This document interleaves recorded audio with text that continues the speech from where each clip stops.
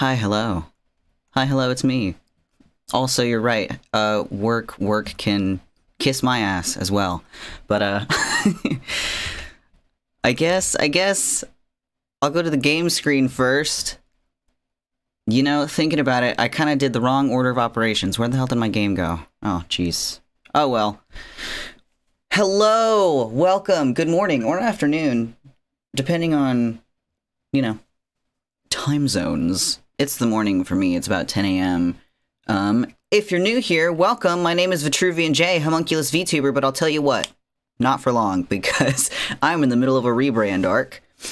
So,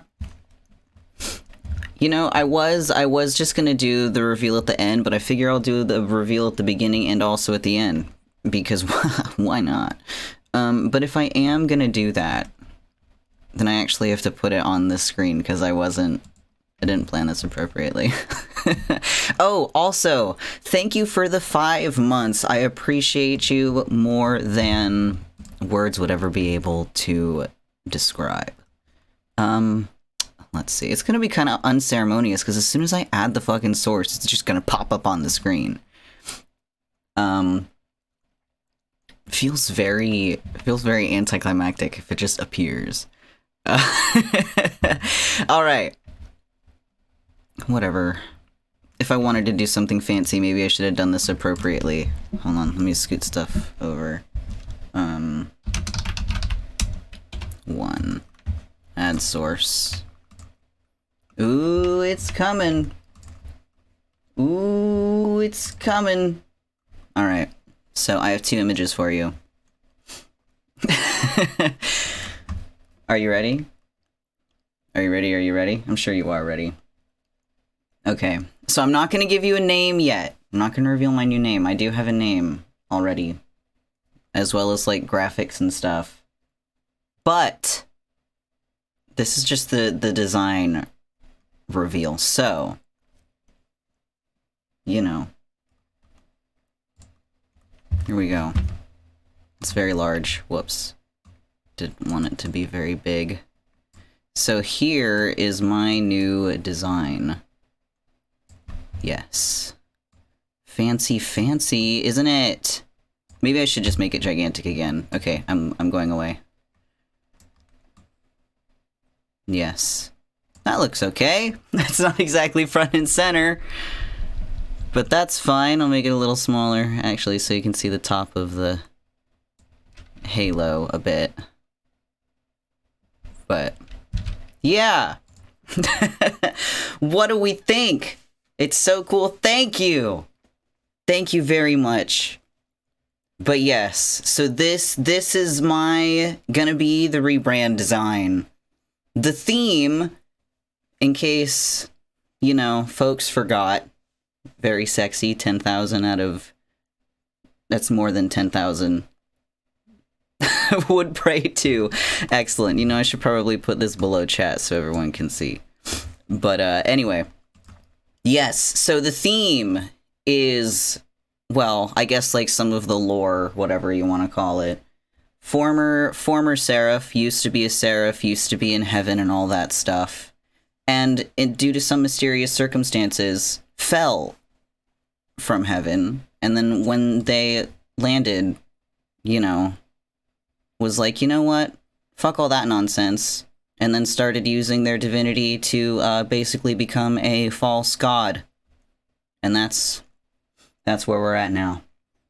So there's the feathers. Let me make this big so we can kind of get some better look at the... What the fuck did I just make large? I enlarged something. Okay, here we go. Close up. Look. A little bit. This is very scuffed, but whatever. So yeah, that's a bit of a closer look.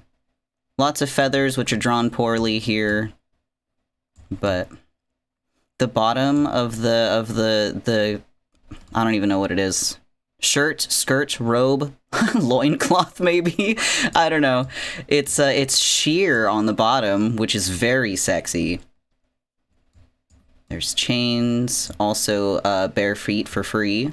You're welcome. Extremely, yes. Very, very sexy. Also, one of my favorite, like, design trope things with, like, short hair on top and long hair on bottom. It's like a glorified mullet, right? But, alright, where the fuck did it go? Oh, jeez. Okay, we're gonna make it small because I also have a second page to reveal. But, whatever. That's just going right there. Okay, hold on. We're adding a new source. We're adding a new source. I'm gonna have to do this again at the end. I didn't think this through. Originally, I was like, oh, I'm just gonna put it in a slideshow. I'm gonna prepare for it. I'm gonna put it in a slideshow. So I was getting everything ready for the rest of the stream, making sure that my game was gonna display properly. And then I hit start stream, and I forgot that I wanted to have a slideshow to show off my nonsense. So, foaming at the mouth, I'm so feral. I'm so happy. Alright, so here's the second part of the ref. I am going to be posting this on Twitter afterwards. But I debated sharing this part. Welcome!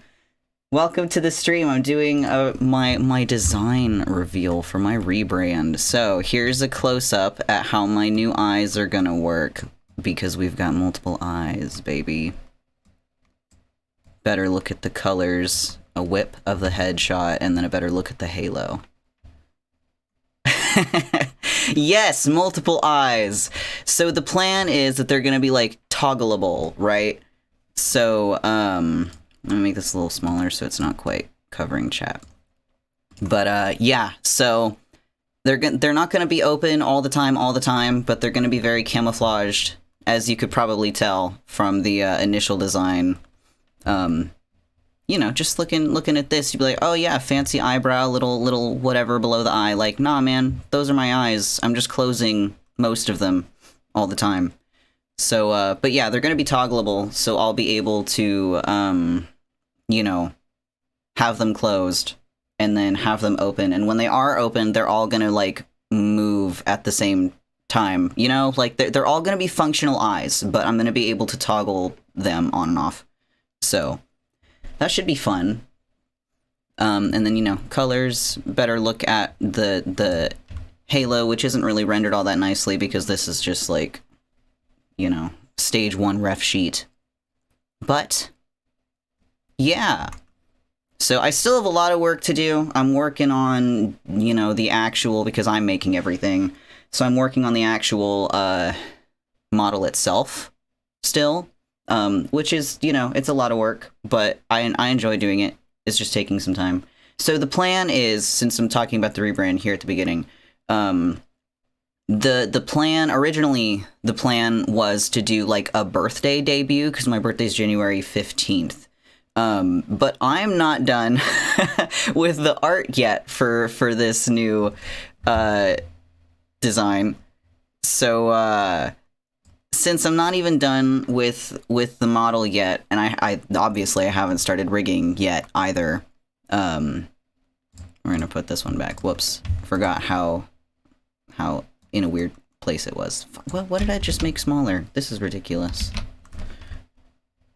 Frame overlay. I can't even see that. Why did it make that smaller? I don't even have my frame on right now. Anyway. Yeah, so the original idea was I was gonna just continue to stream and then, probably like at the end of the year or whatever, stop doing Vitruvian Jay, right? And then have like 2 weeks or whatever and then re-debut on my birthday with this design. But since I'm not done with the model yet, much less any of the rigging, and it took me about a month to do, you know, this the first time, like, you know, shit's not gonna be ready for a birthday debut, so I figure that I'm just gonna do a birthday, like, goodbye with Vitruvian instead. So, because I think that'll be fun, and I'm gonna beat Alchemist Simulator, and we'll just make a whole thing out of it, and it'll be a whole thing, for my birthday instead. And then that sort of gives me more wiggle room to finish the model and not feel rushed about it and not rush on the rigging and stuff like that. So that's going to be the plan. But, so mark your calendars. January 15th is the Vitruvian Jay farewell stream, and then we'll eventually have, you know, this design debuting at some point in the future. But yes, so that's that. And I'm gonna have to say all of this again at the end of stream. Okay, let's get rid of that. That's not what I wanted to do. That added something to the screen. Okay, now where the fuck did my video game go? Because we're here to play a video game. What time is it? 10:15. Okay, cool, not bad. Where is my game? Okay.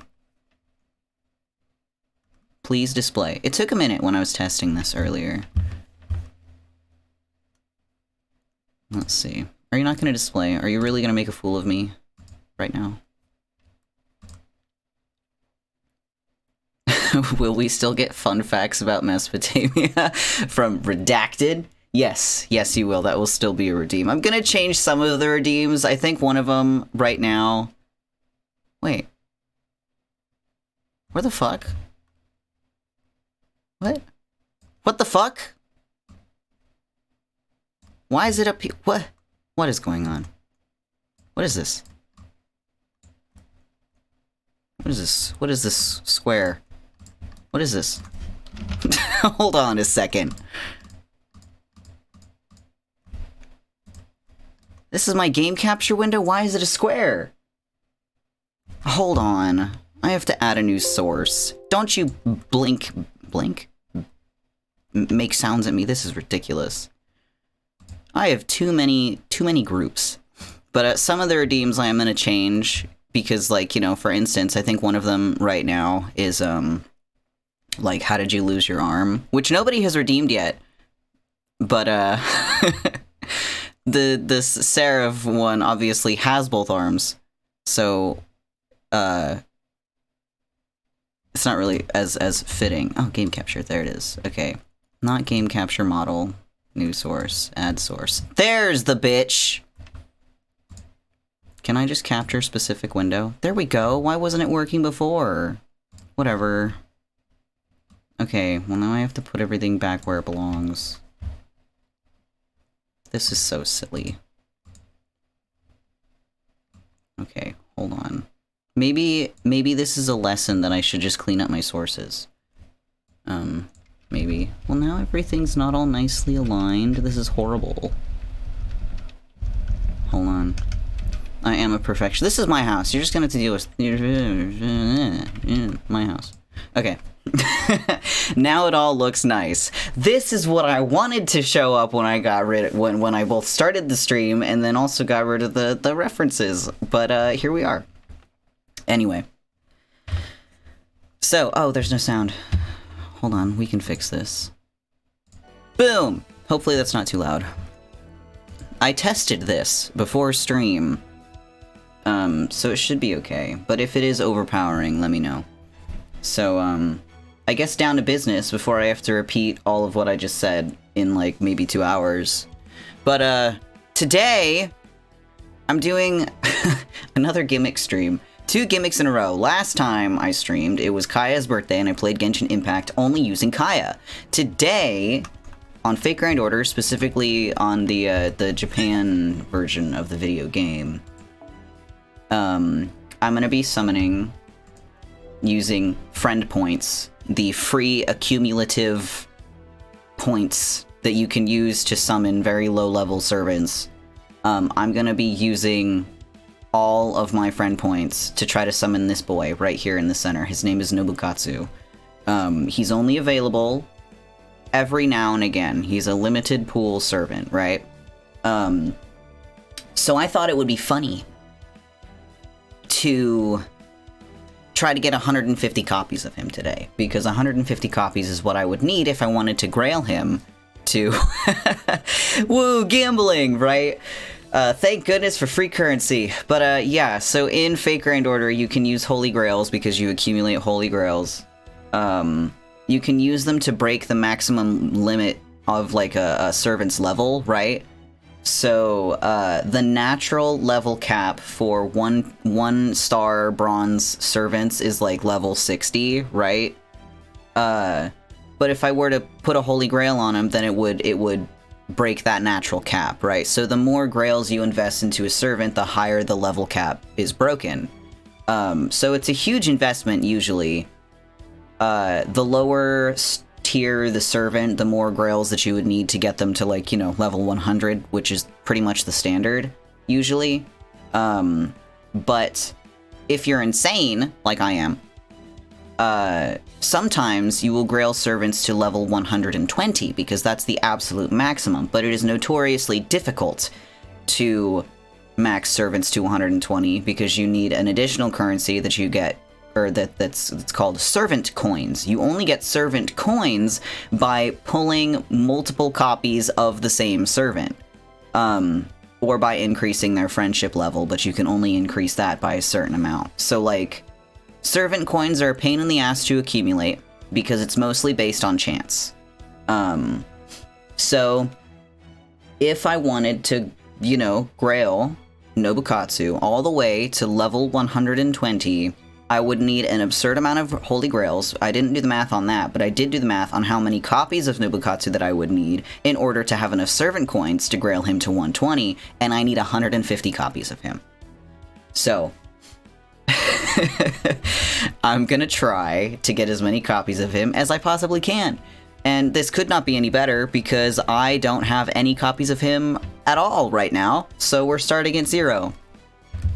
So I'm gonna make, because I should have added this earlier also, I'm gonna make a Nobukatsu counter. Nobukatsu counter. And I'll just put it at the bottom of the screen. Sure. Nobukatsu count colon 0. Can I align this so that it's just alignment center? That looks better. Cool. And we're gonna pop you right down here. Make that bigger. Hell yeah. Alright. Delightful. Beautiful. Fantastic! So I don't even think... Yes. I'm not sure if I want to sit through all of the summons. Cool, we're off to a poor start. We don't have any. I might have to, like, stop to go burn a bunch of useless cards, but, we're just gonna keep on pulling over and over and over again. Like this, as fast as fucking possible. Because if I didn't do it as fast as possible, I think I would be here for, like, 17 hours. Where the fuck is Nobukatsu? I know I'm only on, like, pull 3.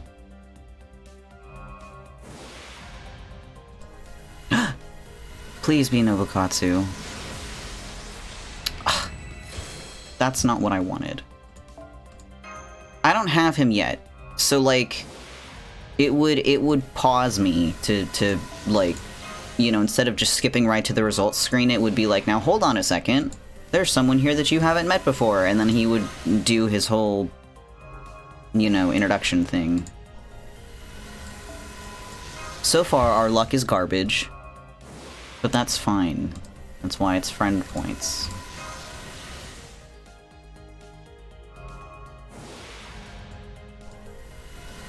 How many friend points does it take to screw in a light bulb? Oh, it's only 2,000? Oh my goodness, I have so many friend points. Okay. I thought it was going to be more than that. Like, you know, per 10 pull, I thought it was actually 10,000 points per 10 pull, not 2k. That literally saves me 8,000. Hello? Oh, is it Lily? Oh, yeah, fucking Saber Lily. Go away. I have so many copies of you.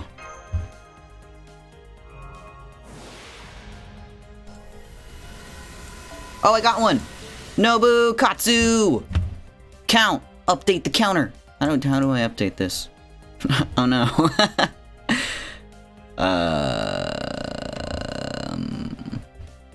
How do I? Can I just click on it? No? How the fuck do I update this? Properties. Oh, here we go. 1! Which one is he? He's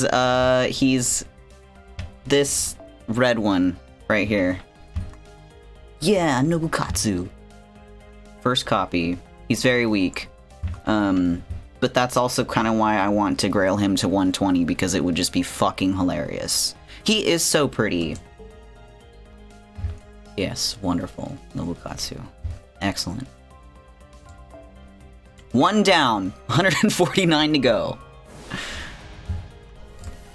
I could also, like, I hate that craft essence. It's useless. But, I do think, like, okay, I don't need 150, but the closer I get to 150, the easier, because I can just, like, make up for the copies that I don't get by increasing his bond level, because you get coins for that. But I forget what the, you know, what amount you get per friendship level with servants. I think it's different depending on, like, the availability of the servant, like, you know, depending if they're general pool, or if they're limited pool, or if they're story locked, you know, all that nonsense. I do not have the numbers memorized.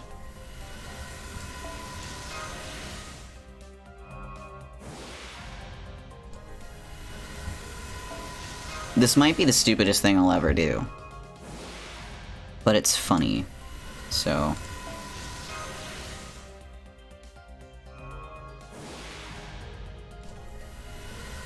Oh, second Nobukatsu.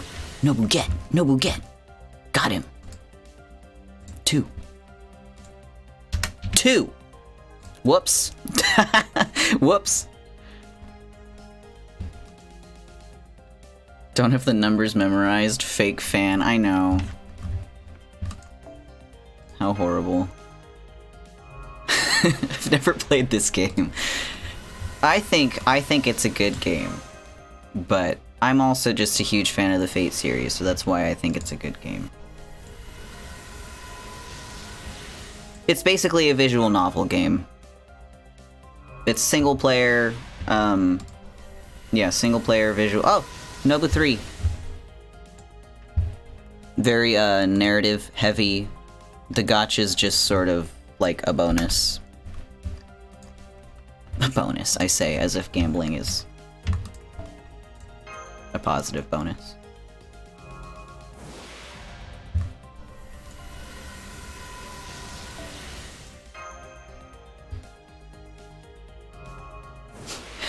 Actually, at the beginning of January, first week of January, I'm going to a local convention, and I'm cosplaying a couple Fate characters.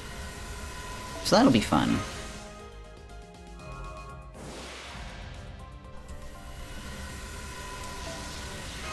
Did I update the counter? Yeah, no, three Nobukatsus so far.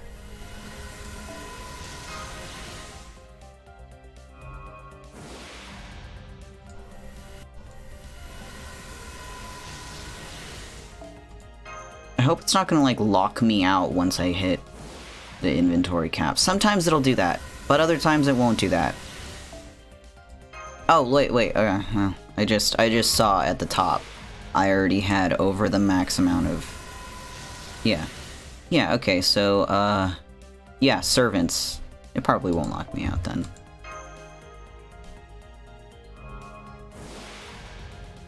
Good, because I don't want to have to deal with going in my inventory and trying to clear a bunch of space that I don't have. That would make this stream so much longer. And I do only have about an hour and a half left. I have errands to run today. But that's fine. Hour and a half is plenty of time. Ew, errands. Yeah. Luckily, they won't take too long. I just gotta, like... I gotta go to the grocery store. And then also, like, the other store. 2 stores. They're next to each other, though, so, you know... It's just one trip in the same direction, but still. Because then I gotta get dressed. And I gotta go into public.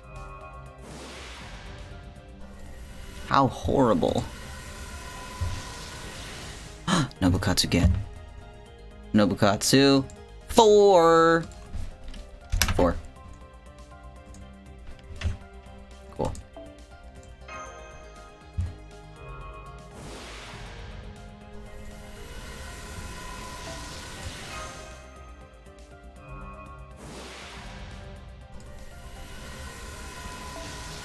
Fuck!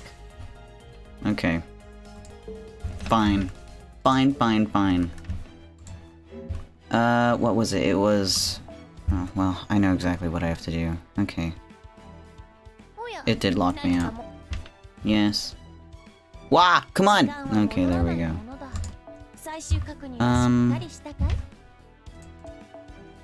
Alright.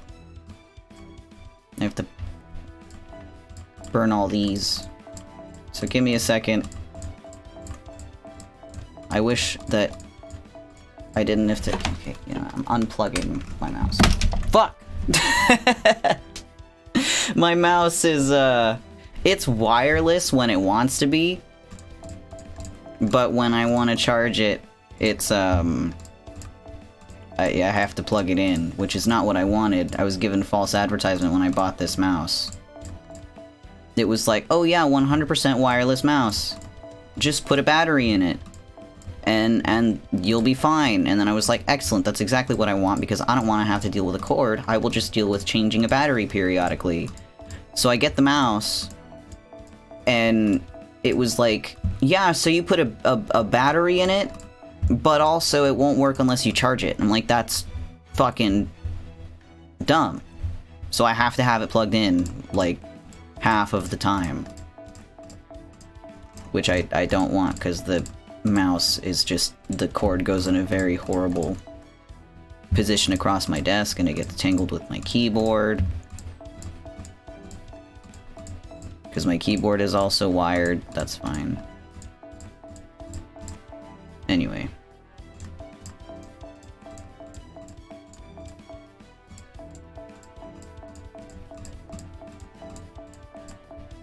If I understood better Japanese, I would be able to just set my settings to automatically burn these useless cards. Because if I do it wrong, it'll also burn copies of Nobukatsu. And I don't want that to happen. Well, you know, I can read a bit more Japanese than I used to. Maybe I can go into the settings and figure it out. The auto burn settings. I'll do that after I'm done selecting all of these and deleting them. Very riveting gameplay, I know. You're just gonna have to bear with me. I wish I could mass select these, but this game was not made for PC, and I am playing on PC. So I can't just, like, hold down the shift key, you know?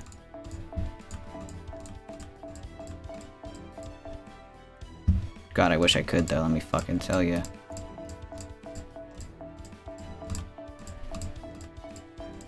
But look, we're already gonna free up 300 spaces. How delightful.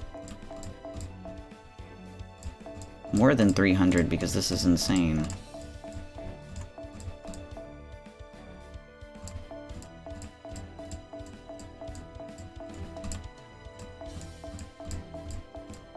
My finger's gonna cramp from all this clicking.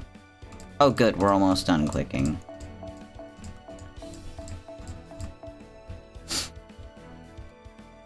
Yeah, okay.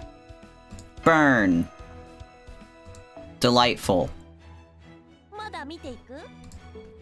Yeah, I'm done, Da Vinci. Thank you so much. Okay. Let's look at the auto burn settings.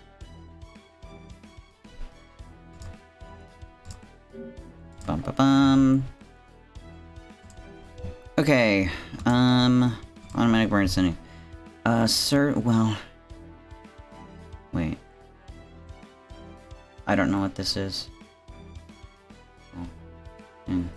Well, I don't know what that word means. Is this craft essences? Probably.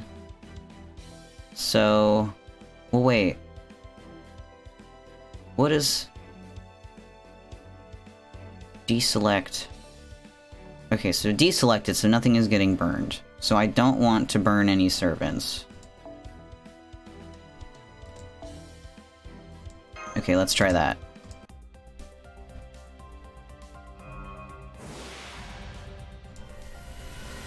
Okay. Perfect. Let's see. Okay. Let's auto burn settings again. And 2. Yes, correct. Okay.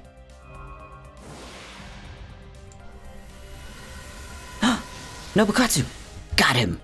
5. Excellent. I did figure out the burn settings, though. Thank goodness I've been studying. Yes. Nobu, get! Hell yeah. Oh, this is gonna make things so much easier now that I don't have to worry about those garbage 1-star essences. Only 145 to go, right?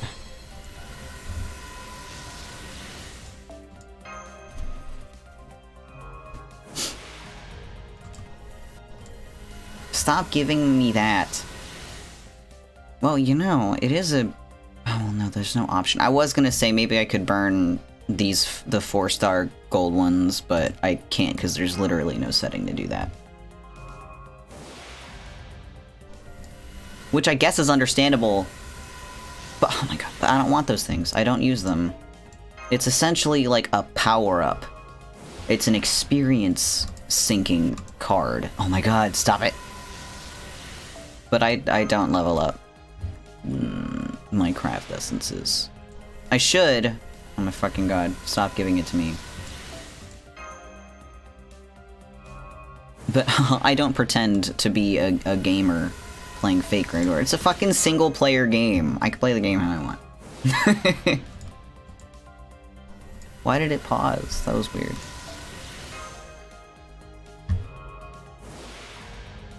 It's so funny, sometimes when people talk about this game, they'll talk about, like, you know... Oh, another Nobu. 6! Nobu camp. 6! Excellent. But, people will talk about, like, the meta in this game, and, like, making quote-unquote esports copies of certain servants, and I'm like, esports? Buddy, this is a single-player video game. Like, meta? There is no meta. Wait. It's a single-player video game. What are you doing? But anyway.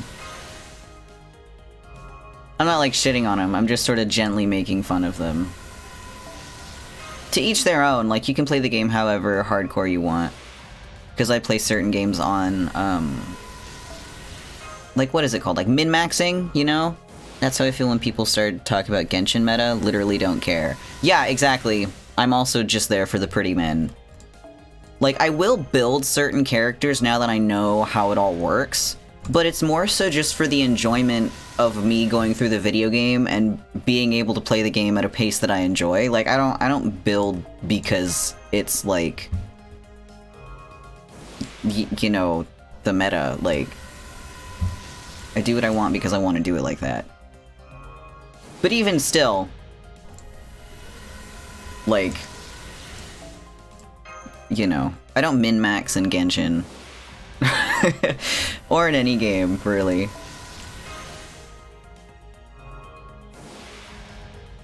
Hearing about the Genshin meta, though, is kind of funny. Just because I also just play the game single player. It's like, what... Meta? What meta? It's not like there's PvP.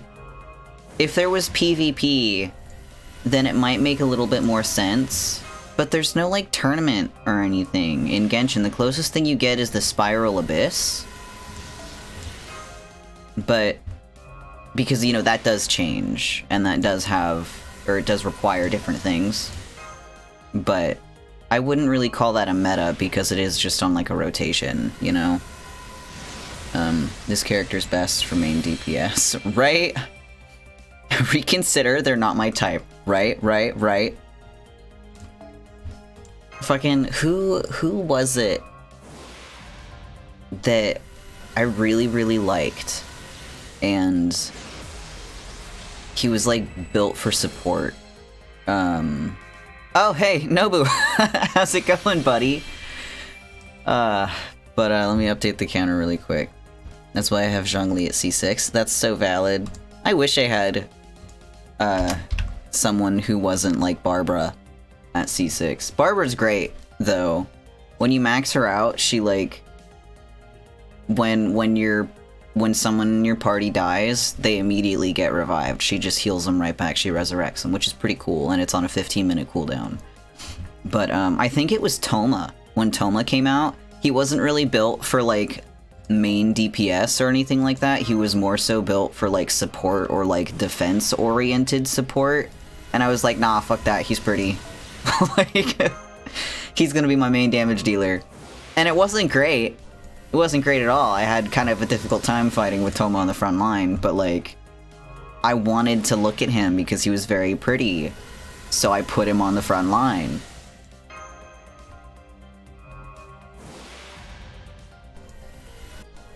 But now Ito's like my permanent. Oh, I didn't have her? Well, cool. Welcome.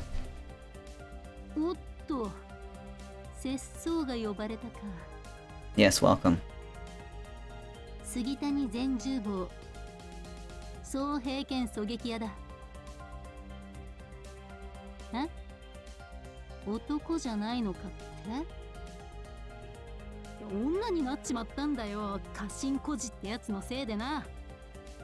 Come on.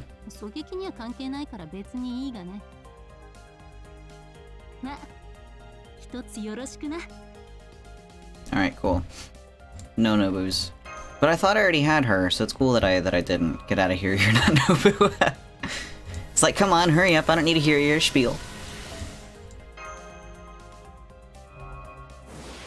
I forget the name of that servant because I can't read Japanese. Efficiently enough anyway. Oh, Nobuget! But that particular servant, because Fate, in case you did not know, Fate is all of the characters, all the servants are just based on real historical figures. Like, oh, you can't see my cursor. But, so this guy with the blue hair, right there. First in line, that's Hans Christian Andersen, who wrote like the fairy tales and shit like that. The guy with the beard down on the second row, that's William Shakespeare. You know, Nobukatsu is the younger brother of like Oda Nobunaga, from Japan. But yeah, there's like all the members of the Round Table, like King Arthur's the poster girl. For son of a bitch, are you serious? But yeah, King Arthur's the poster girl for Fate. So they're all based on historical folks. But that particular lady that we just summoned, oh, it did stop me. This was the servant counter. Okay, then yeah, I guess I'll just burn them, get some QP after all. But, she was, first of all, she was a man in life. Fate does the gender bending thing for, yes. But, historically, Oda Nobunaga decided to kill that guy by having him buried up to his neck in the sand and then having someone hack his head off with a bamboo sword until he died. Pretty brutal. I forget what he did to warrant such a horrible death. But whatever it was, he died about it.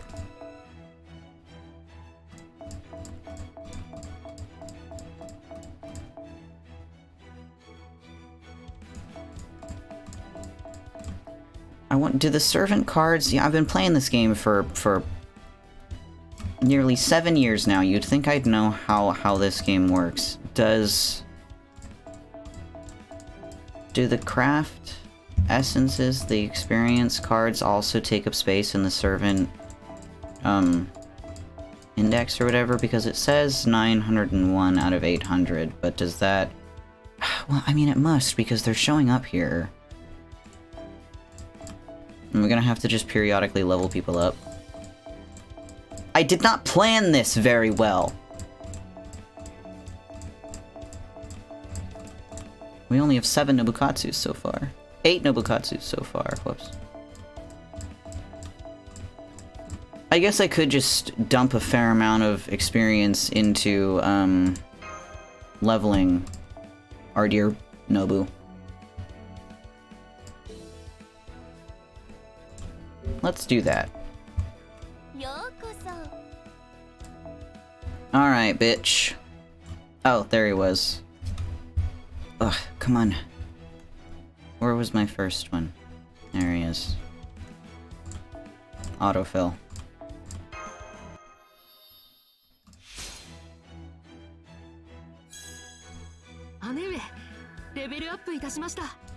You're welcome! Whoops.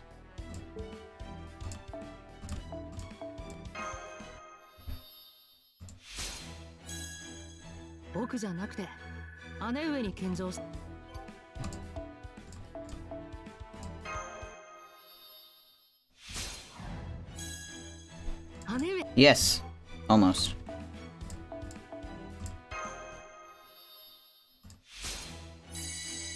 Excellent, super success, but you still didn't level up, Mr. Nobukatsu. There we go. Alright. Ascend. Hell yeah, new artwork unlocked. 姉上の水着姿とやらに合わせて僕もこしらえてみましたがどうですかね Yes. Level up.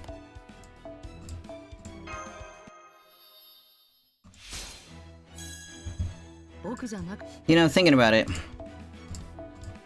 I don't really think there was a way to plan for efficiency for this gimmick of mine. Because almost inevitably, I would have been running out of space. Either way, I think we would have ended up here. Away from the summoning circle. Because there's just not infinite inventory space.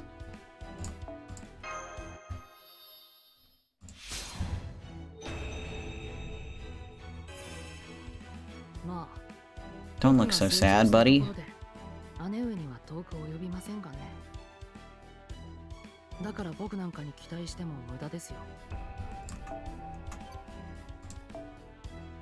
Alright.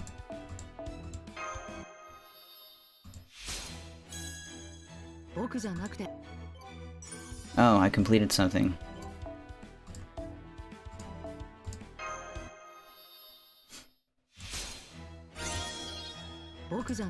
Yeah. Alright. Oh, I have just enough crystals. Excellent. I hope I don't have to go buy more for the next level ascension.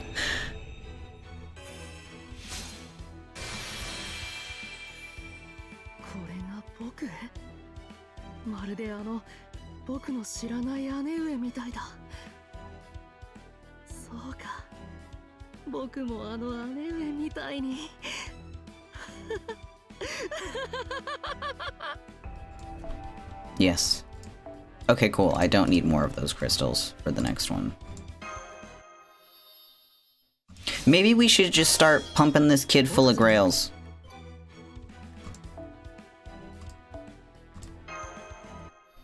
I'm gonna run out of QP before I get very far into grailing him, though. That's for sure. I only have 40 million. Which sounds like a shitload, but it's not.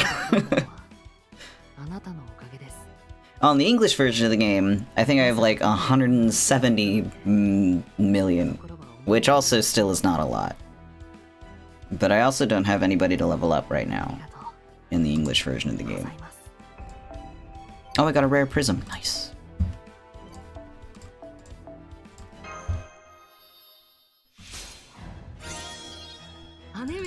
Alright, cool. So we're gonna do a couple things here just to clear out as much inventory space as possible. We're gonna level up Noble Phantasm.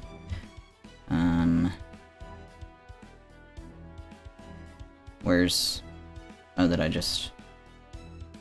Hua! Where is he?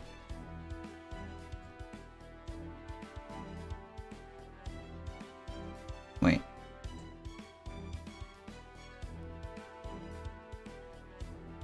Why is my leveled up Nobukatsu not showing up right here? That's very silly, I think. Would he be at the bottom or something? What's going on?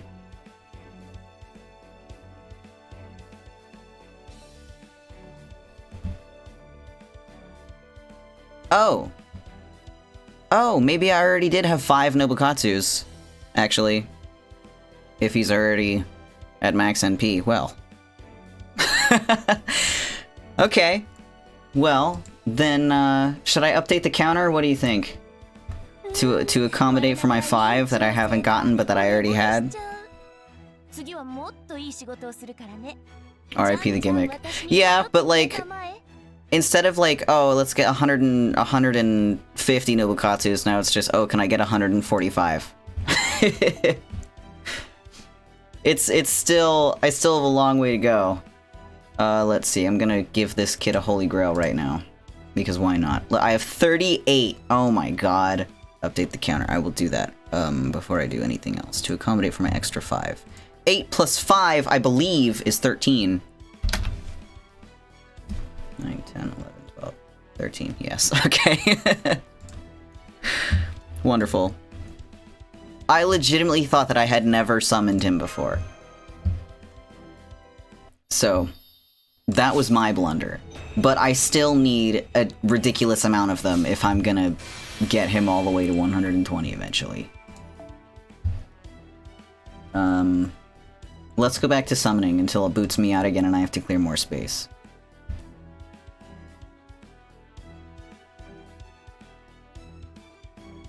Come on now.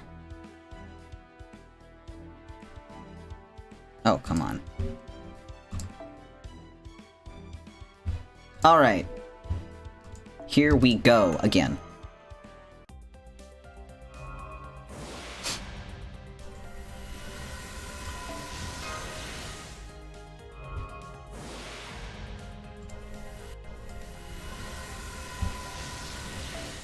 Give me the Nobus. I am curious how many I'll be able to summon by the time I have to skedaddle. Even if I don't... Okay, because yeah, even if I don't get every necessary copy here, I will probably spend a fair amount of time off stream doing it anyway. Like, I'm determined to have enough coins to max level this boy. I'm so determined. I thought about doing this with some other more highly regarded bronze tier servants. I thought about doing it with Arash because he's wonderful. I love him so much. I care about him quite deeply. I also did think about doing it with Jason because Jason's also really cool. But I figured it would be funniest if it was Nobukatsu. Especially because it's Gouda season. Which probably doesn't mean much to you, Chai, because I know that you don't know what I'm talking about. But still. Those who know, know. There's Arash, my beloved. Too bad.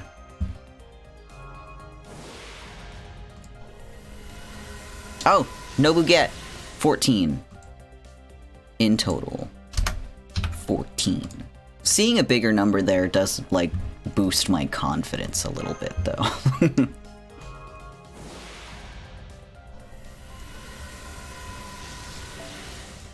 Benkei is also pretty cool. My opinion of Benkei changed after I played and also watched the Babylonia anime adaptation. Benkei's so badass. He deserves more love, honestly. Another Nobu! Wow! He's just racing to my house. 15. Let's go.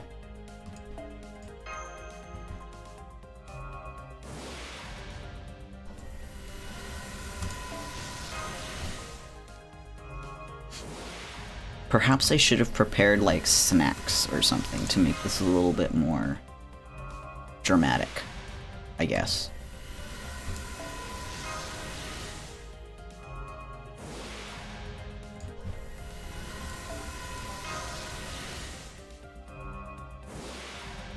I am glad that I updated the auto burn settings though, because it is saving a bunch of time.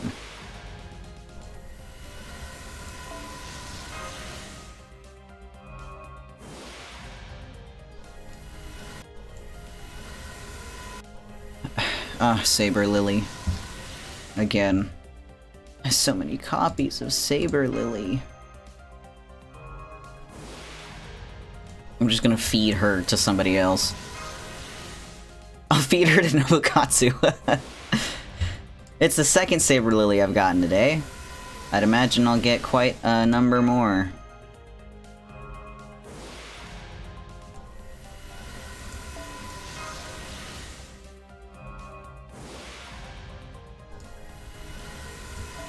Come on, Nobu. My sweet, sweet boy. I said... My sweet, sweet boy! Please. No, not Blackbeard. Please.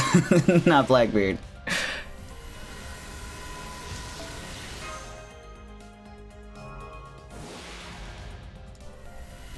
I do have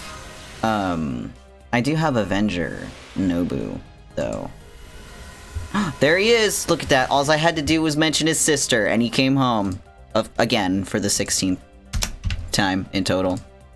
That's hilarious, though.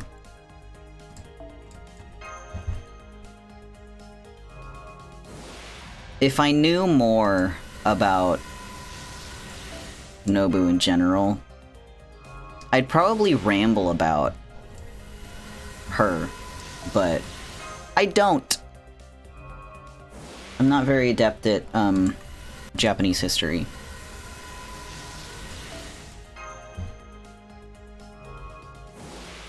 And then, of course, the shit that I know from, like, Fate Grand Order is not historically accurate. So... Not gonna ramble based on Fate's narrative take on historical events. Ah, but look, talking about it is working, because that's another copy. Alright, 17 Nobukatsus. So far.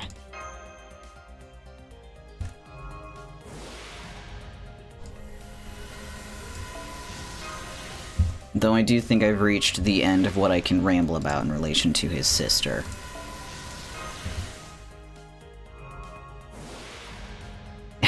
Anime isn't historically accurate? What the fuck? I know!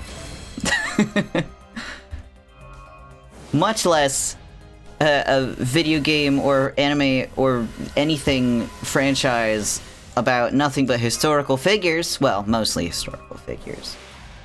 But don't get me started on, you know, what they did to Gilgamesh and Enkidu and the shit that they got wrong in the Babylonia Singularity. Don't get me fucking started. Don't get me started. I'll be here forever. Though, I'm not stupid about it. Like, I understand that because Fate itself is a work of fiction, that they're not gonna be 100% accurate to all of the source material. You'll be here forever regardless. Well, you know what I mean. But yeah, like, you know, I've rambled about the Epic of Gilgamesh before, so like, you know,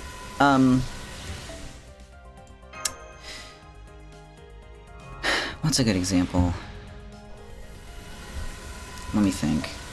Whoops, I accidentally made the game a little bit smaller. Whatever, it was probably imperceptible. Okay, so Gilgamesh in Fate, it's not too much different from, like, you know, a way that you can interpret the Gilgamesh from the Epic, but we're not going to get into character interpretation because that is a completely separate bag of worms. And is just not applicable to the conversation versus, you know, source material versus Fate adaptation because it is an adaptation. So, naturally, there's gonna be core differences. But, hello? Why'd the music die? Fate? Hello? What on earth? Did Hello? What's going on? Oh, it's 11. So it reset. It's like, yeah, new day in Japan. Hold on, server reset, refresh. Anyway, goodness, that frightened me. Anyway, I don't know if I summoned Nobukatsu for that final summon. Oh well. But anyway, as I was saying before, I was oh so rudely interrupted by a server refresh. You know, because in the epic, Enkidu was created to... This is like source material, right? In the Epic of Gilgamesh, Enkidu was created to sort of like rein Gilgamesh in. The gods created Enkidu to be like, hey, we need somebody to keep the king in check, but no man is powerful enough to do so, so we're just gonna create a guy who's gonna be a perfect match for Gilgamesh.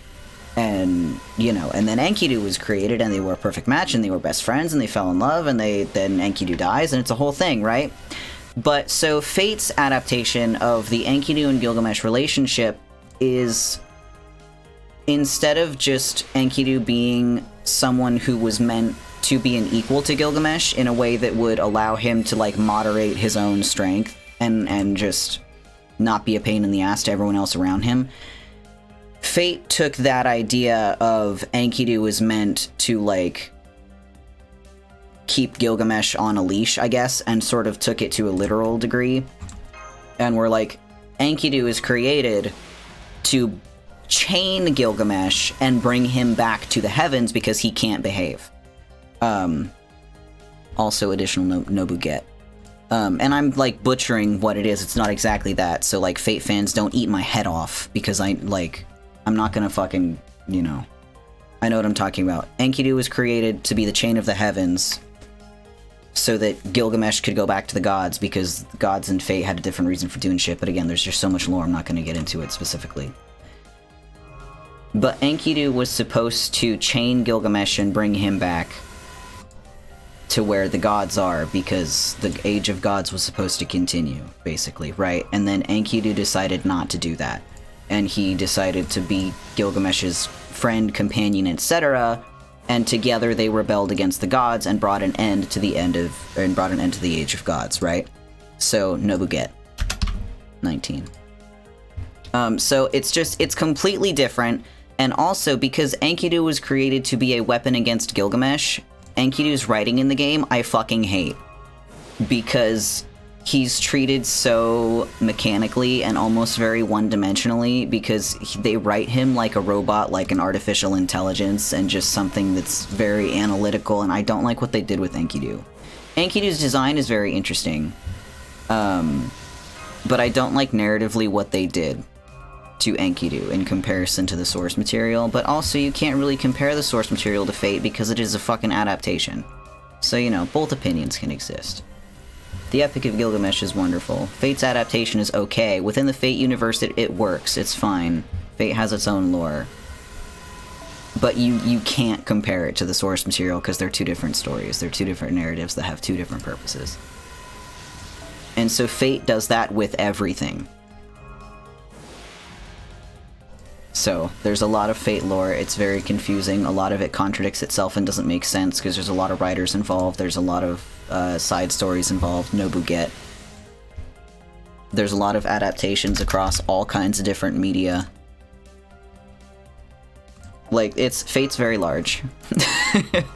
Fate's very large. There's a lot to it. But that's partially why I enjoy it so much. Lots of information.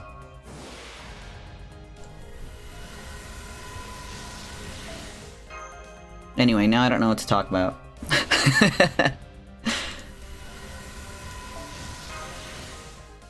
Because obviously, Babylonia is the easy thing for me to talk about, but... you know.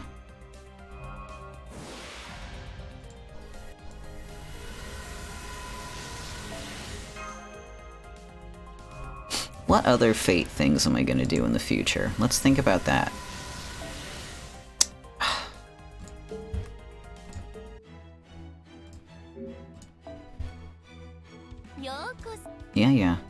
Alright, Nobu. You're getting, or Mr. Nobukatsu, by the way. Where is he?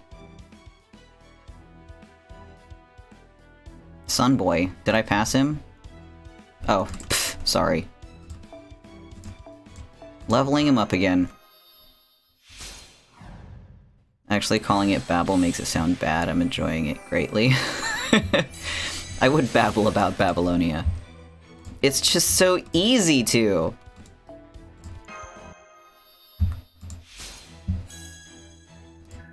There was, I don't know, it feels out of place because it's like Nobukatsu doesn't have anything to do with Mesopotamia. But, one thing, it's so, it's actually so pretentious, of me. But if I'm pretentious about any subject, it's gonna be Mesopotamia, it's gonna be Sumeria, it's gonna be Babylonian history, like, that's what it is, right? That's my specialty. But maybe pretentious is the wrong word because that implies there's a level of condescension that comes with it. And I'm not condescending about ancient history because nobody fucking knows about Mesopotamia and all that nonsense. But, I am going to talk about caster Gilgamesh. So as a caster... Okay, so Chai, for your context reasons, every servant has basically an ultimate ability called a Noble Phantasm, right? A Noble Phantasm is usually something that pertains to the servant's, like, either myth or original history. Like, it's a very important part of what makes that servant, like, iconic or whatever. Like, for instance, you know, really easy one, King Arthur's Noble Phantasm is the sword Excalibur, right? Like, because Excalibur is so cardinal to the myth of King Arthur. Yeah, like, it's shit like that.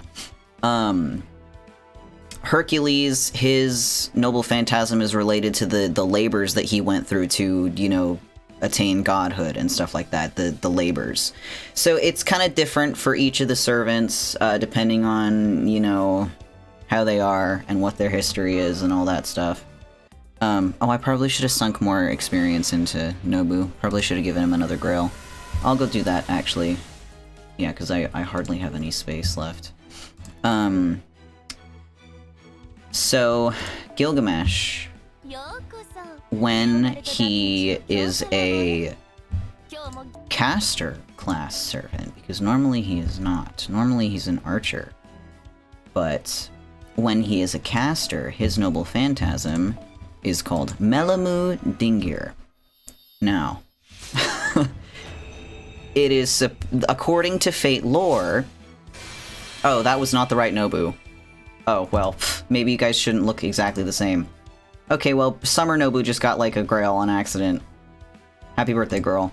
Anyway, this was the right Nobu. I have fucking so many, dude.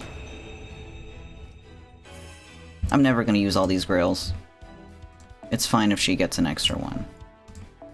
But, according to Fate lore, Melamu Dingir translates to King's Signal Cannon.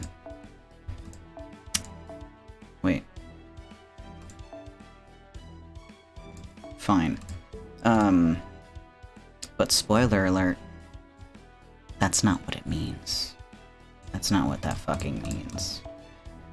Because, I actually did a whole ass analysis on it. On good old tumblr.com about what it actually means, and how, first of all, it's impossible for Melamu Dingir to be translated like that because cannons didn't fucking exist in Babylonia. Therefore, they would have no concept of such a weapon, much less a word for a weapon like that. And also, so, Dingir, right, is... I'm trying to think of a way how to explain this in a way that's not going to be totally confusing and lost on people. So, cuneiform, like the writing system, you know, with the wedges and the triangles and stuff like that. There's a couple different ways that it can be read. It's actually very similar to the way that Japanese can be read, where certain kanji mean different things depending on the combination and like the context of it where they're present, right? And how kanji has both the Chinese reading and the Japanese reading. So Sumerian, cuneiform, Babylonian, whatever, follows very similar rules in that certain characters, certain words could either be read using, you know, the Sumerian or the Babylonian, whatever you want to call it, or using the later Akkadian pronunciation or sound of that word.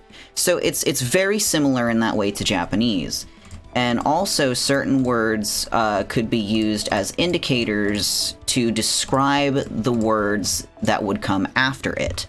So think of the dollar symbol or any other currency symbol, for instance, how putting that symbol in front of like a number immediately tells your brain, oh, this is an amount of money. Even if you're not saying it out loud, that symbol is an indicator describing what is going to come after it, right?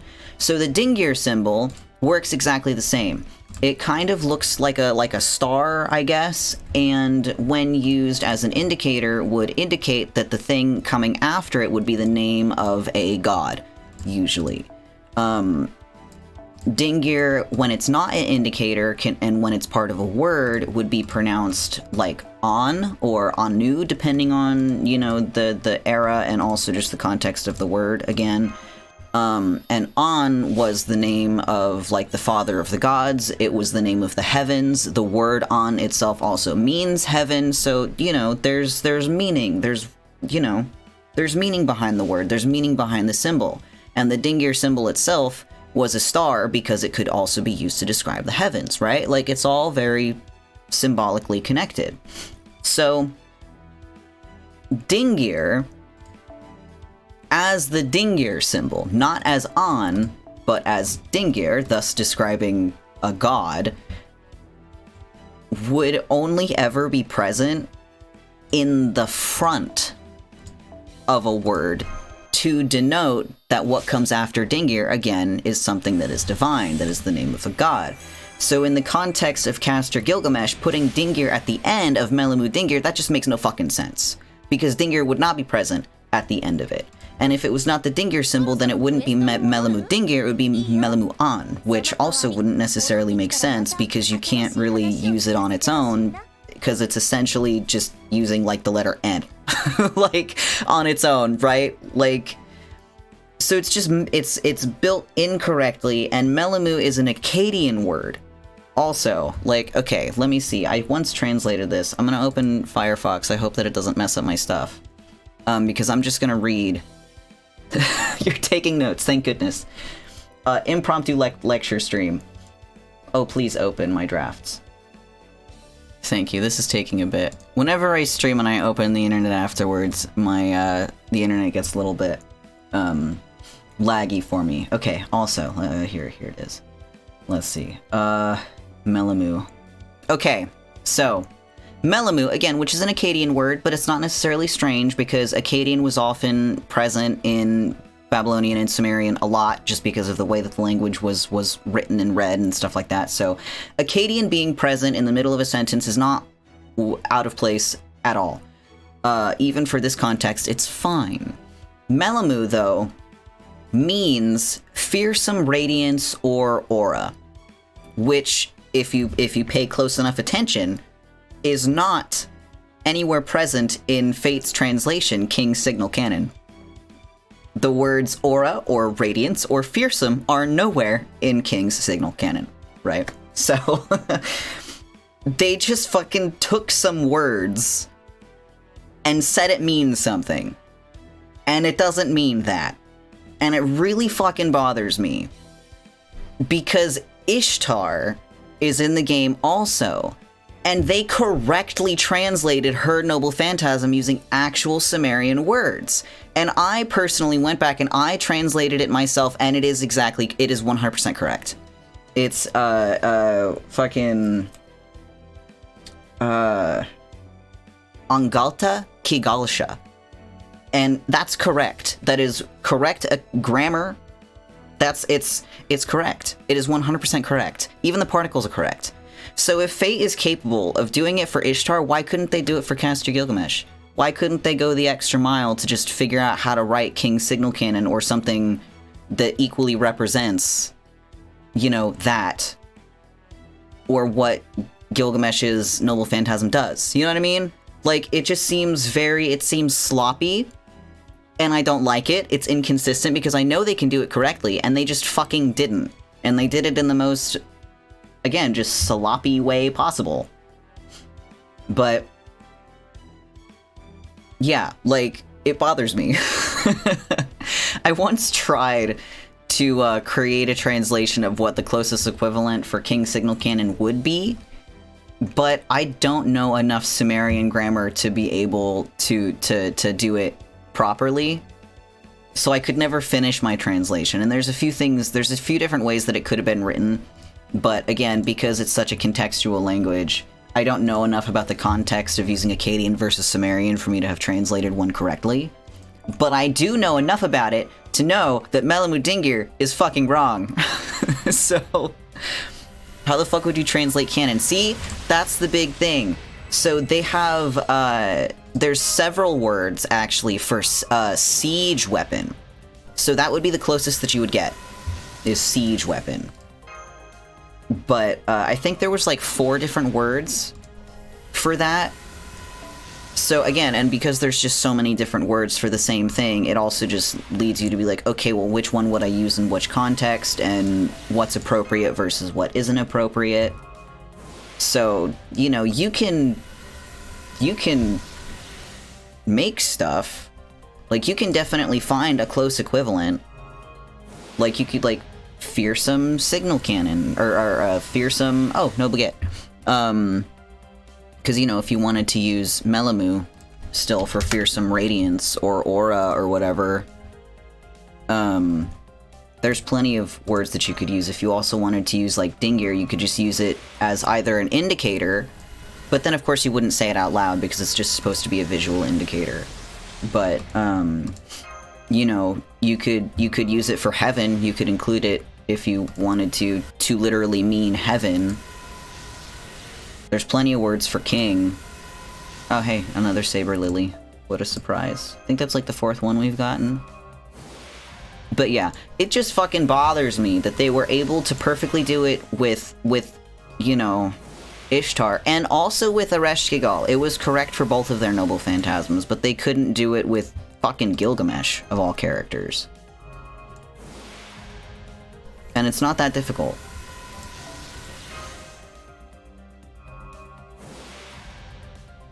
Enkidu's Noble Phantasm is fine, though, because they just used, you know, fucking Enuma Elish, which is just another name for the creation myth. So it'd be more like Heaven, or Heaven's Radiant Blaster. It could. Oh my goodness, stop giving me these things.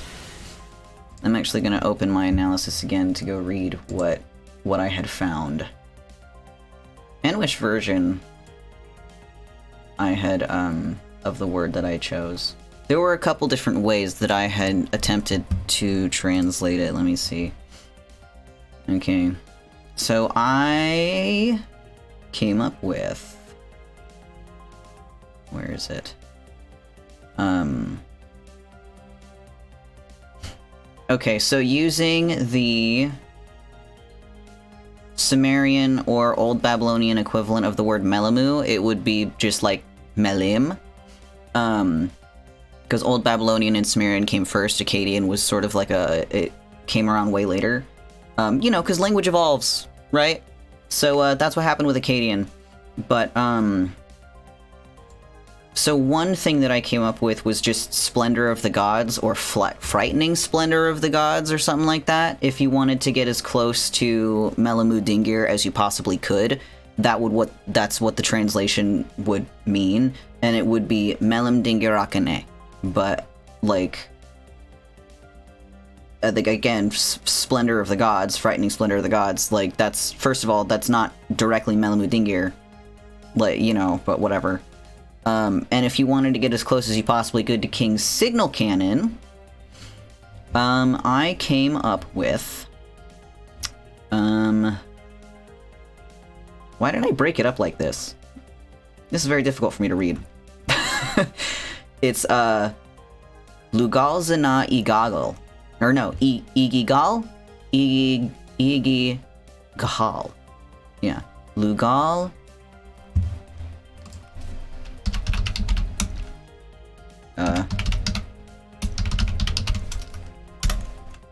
Like that. And that means, the king's siege weapon that signals, essentially. Or siege weapon signal of the king. But, yeah. Neither of which are fucking Melamudingir. But anyway. They could have done it and they didn't, so it just seemed like really sloppy writing. And I also figured that they would just like Gilgamesh enough to do it correctly, but I was wrong. Or were they wrong, Nobukatsu?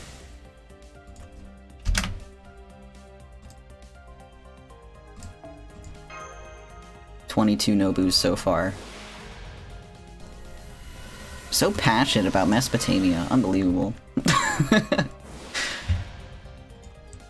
Hello? Oh, there we go. Alright, why are we skipping so much? Stop giving me those.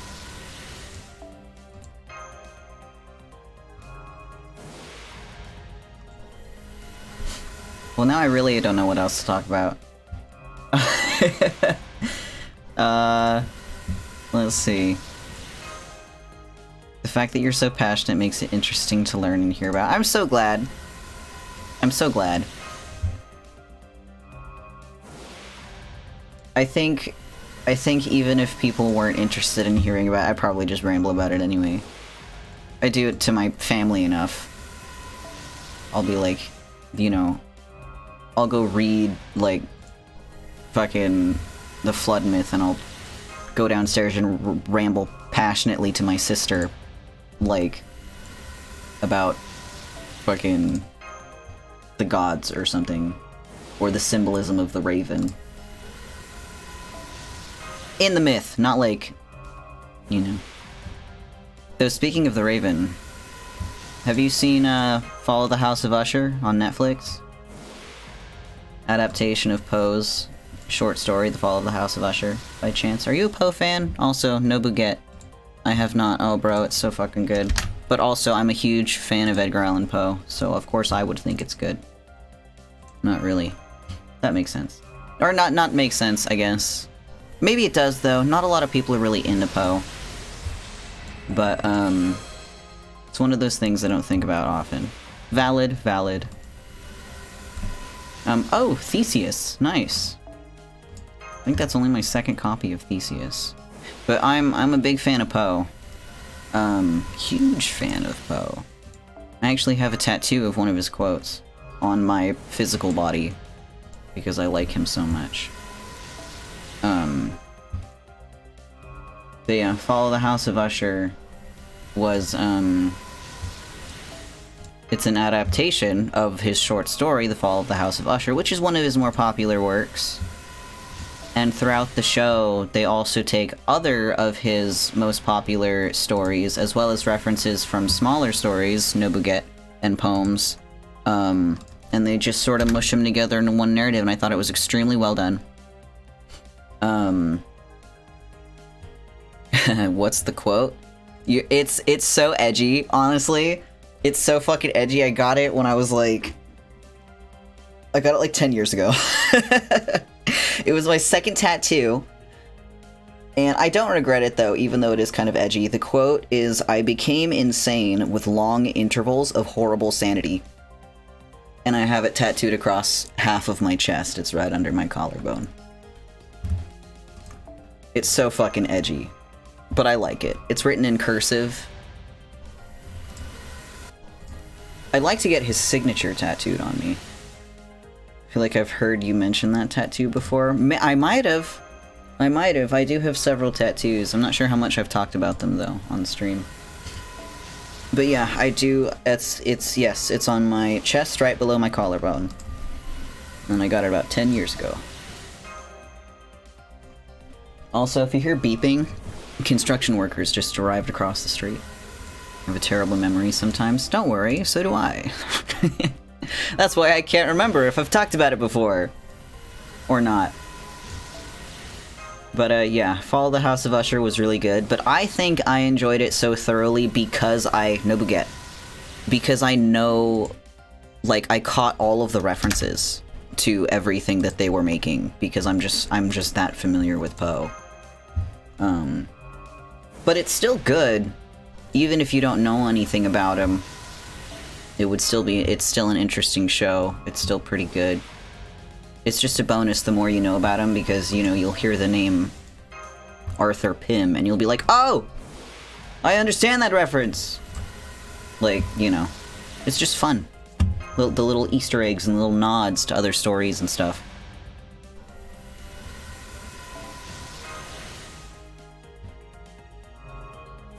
I do like Poe. I once wrote an essay about him in school.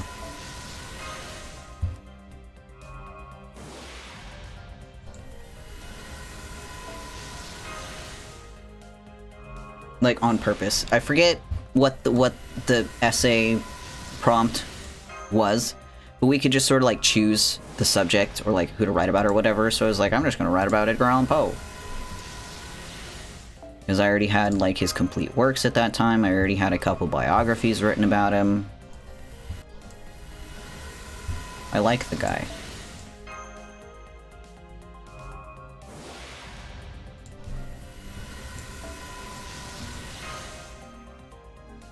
What other things am I ridiculously passionate about?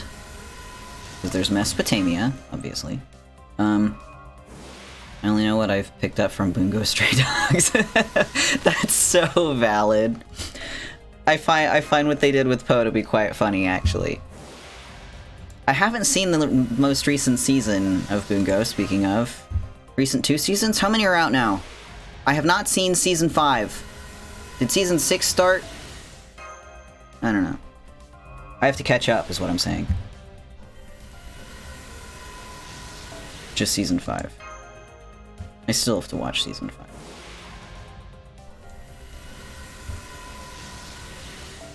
I also have not yet seen season 2 of Jujutsu Kaisen. I know what happens in this season, though. I want to see it animated, but also... oh boy. I'd get to see it animated.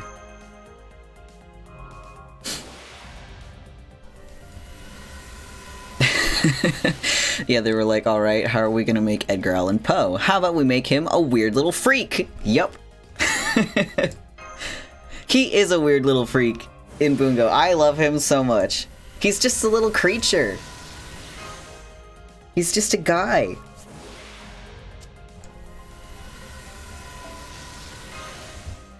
I also like the casting choices they made for him. Oh, son of a bitch.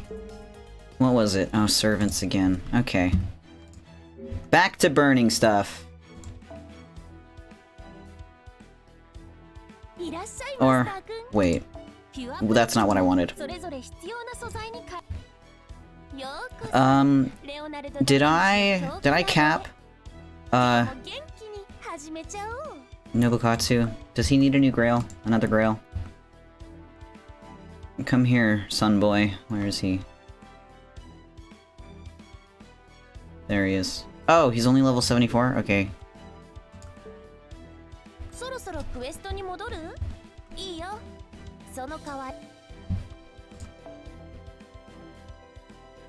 Come, I wish it wouldn't scroll back up like that. Ah, the folly of playing a mobile game on the computer.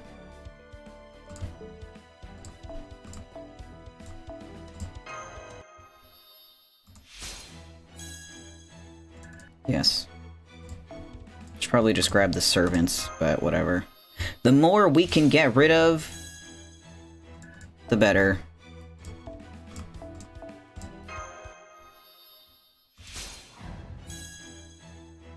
Can I have a super success, perhaps?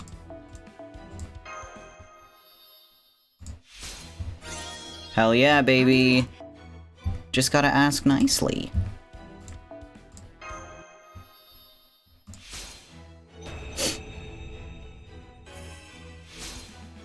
Hell yeah. Level 80 Nobukatsu. This is so ridiculous.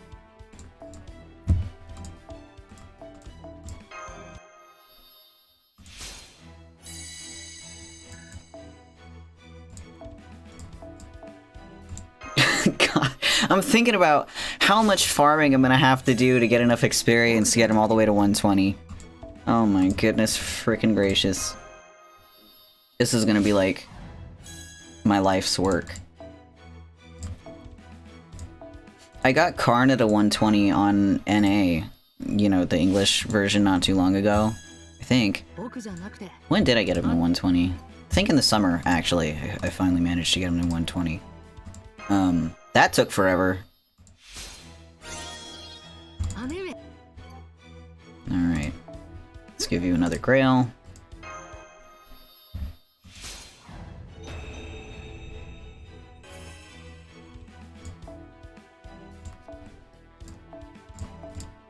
Okay.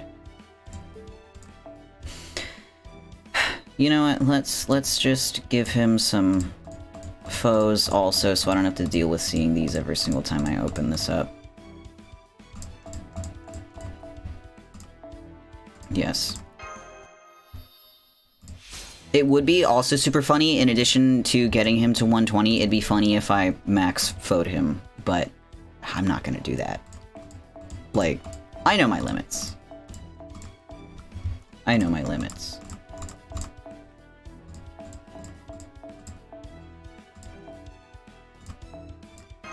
My golden foes are better spent elsewhere. I'm never even gonna use Nobukatsu. Oh man. This is ridiculous. Oh yeah, I said I was gonna feed him saber lilies. No, you're new.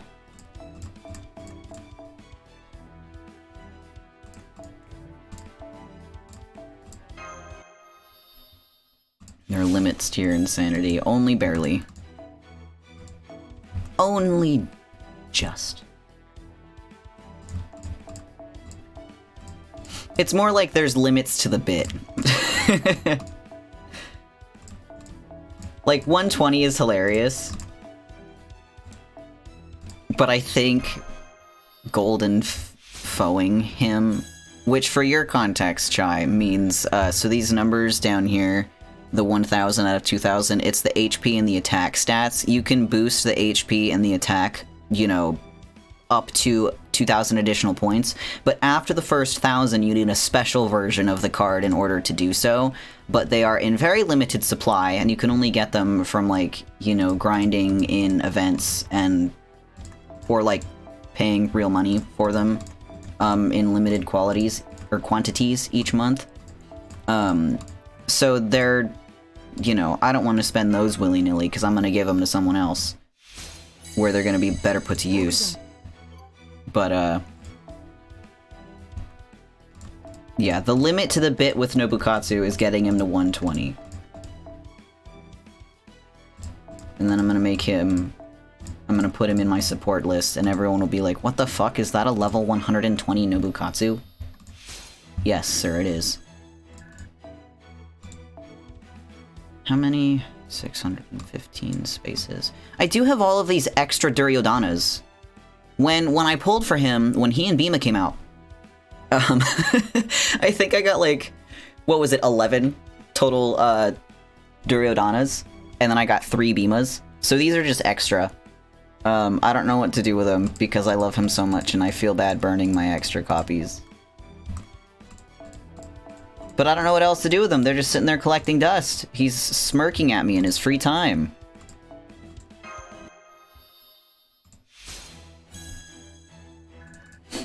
I think we're at the point where I'm gonna have to start burning some foes. But let's go back to the summoning circle. 25 Nobus so far.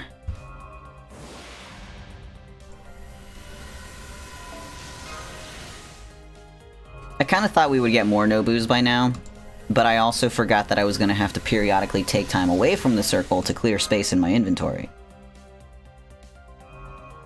Perhaps if my inventory was infinite, I would have had... Hello? I would have gotten more... Oh, Angermanyu, cool. I thought I had him already. Oh, well. Surprise.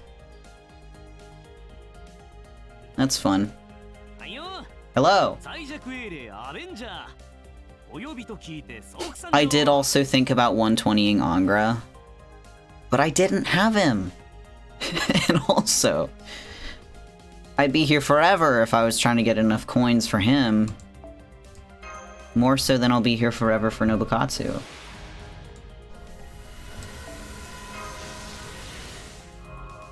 I did on, in the English game on NA, I did grail Angermanyu to Nobuget. What did I grail him to? I think I gave him 2 grails. Yeah, just to give him an extra boost of 10 levels, because why not? You know. Haha, hee hee ho ho. But in hindsight, I kind of wish I didn't, because I'm really low on grails now. On NA. So, I think at the moment I've got like 5 grails now. Especially because, you know, Christmas Martha is gonna conclude. Or it did conclude. Yesterday was the last section, wasn't it? I think so. So I have 1 more grail now. But, I don't know who to invest in. So, they're just sort of sitting there until I decide who to give them to. Because I've kind of grailed everybody that I wanted to on North America. And there's not really anybody coming out for a while until... oh, Nobuget. 27. I think the next servant I'm interested in getting for North America is Constantine, who comes out, like, what is it, summer 2024, this upcoming summer, I think? Because he makes his appearance in Chaldea Boys in March for the Glasses event, which I'm super excited about, by the way.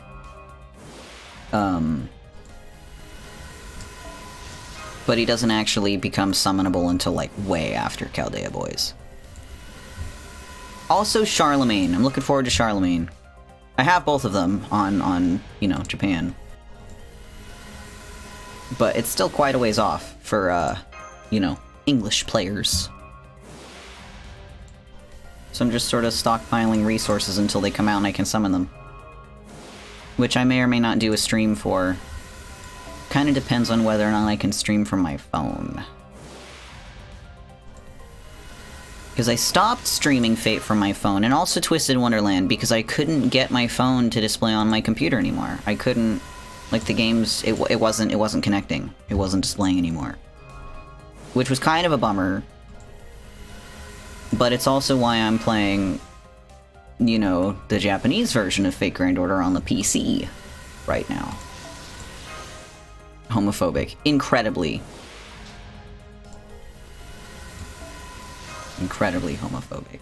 How dare they keep me from my men, my boys. The prettiest JPEGs you ever did see.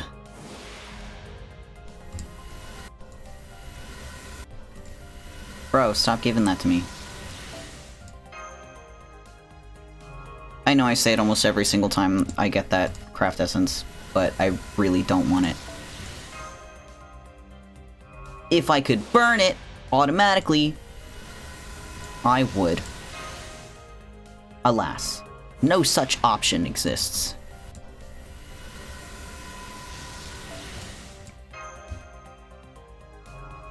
Just gonna walk into Da Vinci's workshop with a pile of, you know, Chibi Himikos, and I'm gonna be like, Da Vinci, save me. Prettiest JPEGs you ever did see. I need you to stop being so funny. That's the price you pay for watching it work. My comedy knows no bounds. It's true, though. Not supposed to be anything funny about bills and invoices. I'm here to break up the monotony of billing and invoicing.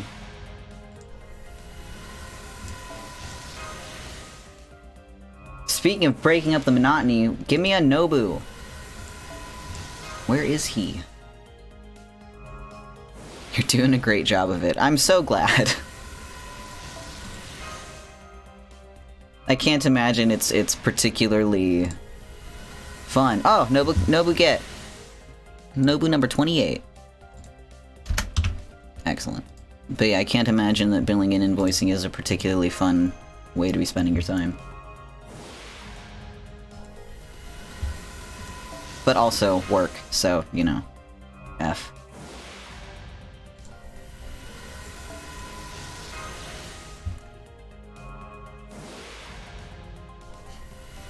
Get paid a pretty penny for it, so it balances out. That's fair.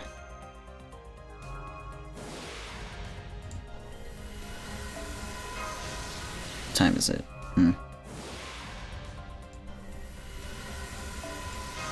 I was gonna try to stop at noon, which is in 20 minutes, but I don't think I will.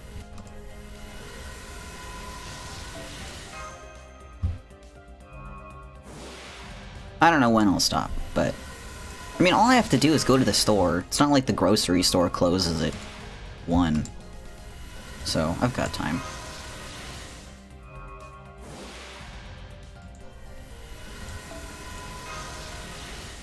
Give me another Nobu! Don't want the Minotaur.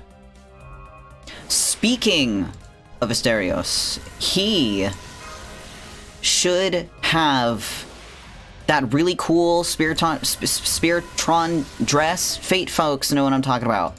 When he's like super big and like gigantic, you know, when he like transforms in like the first Lost Belt or whatever, and he gets that really badass version of himself, but we never actually hit that version of the Minotaur in game. He needs that. That'd be so cool. I wish he got it. Lizangle, if you're listening. Oh, Nobuget. Give Asterios what he deserves, which is a cool new appearance. And also just like an animation update, actually. You know who needs an animation update? Waver. Lord Elmaloy. And also so many other servants, actually. All year 1 servants. Matahari, she needs one. Like...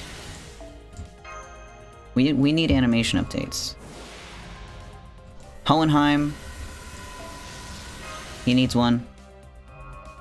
I feel like there's a lot of potential with a, with reanimation for, Hohenheim.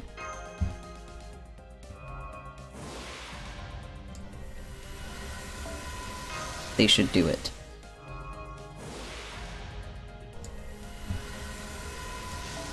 Who else is a year 1 servant in desperate need of, oh, Mozart? He needs animation, update too. Wasn't there an event, was it last year? Or was it the year before, where Mozart was in it, and it was like the perfect opportunity for them to redo his animations, and everyone was hoping for it and they didn't? Oh no, it was Shakespeare. It was Shakespeare, not Mozart. But still, Shakespeare didn't get one. You gotta respect my man Willie Shakes. He deserves it.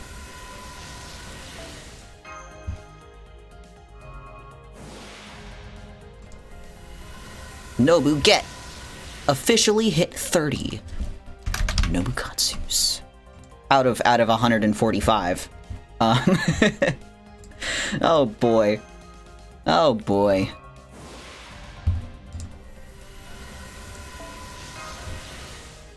How many coins do I get for bond level, though? Oh, son of a bitch. That's just piling super fast. I think we're gonna have to go to Da Vinci and burn a bunch of foes. Come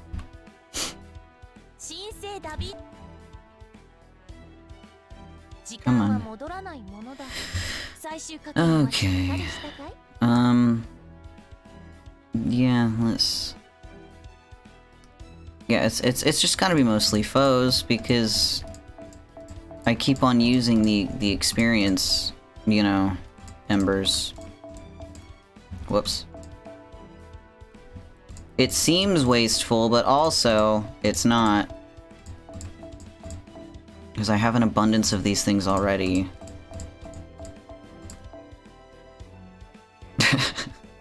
Hello, Nobukatsu.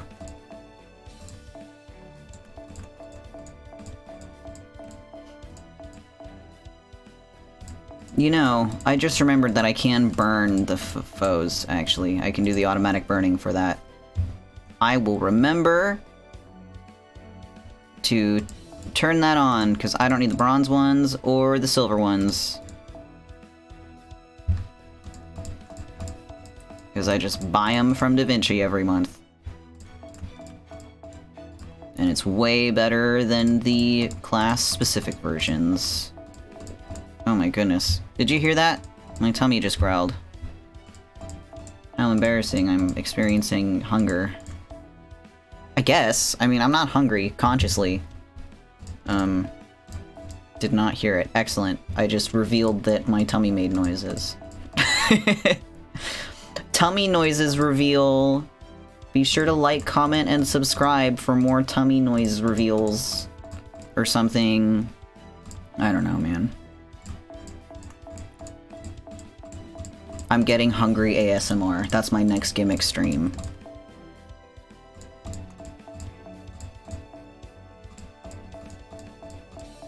And it's just, I'm gonna hold the microphone up to my tummy. And I'm gonna go eat something. No, I'm not gonna eat all day. And I'll do a bunch of movements that will make my tummy make noise. Right into the microphone.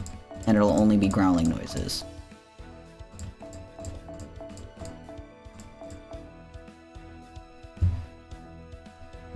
Alright, we're about to clear over 211 spaces. More than that.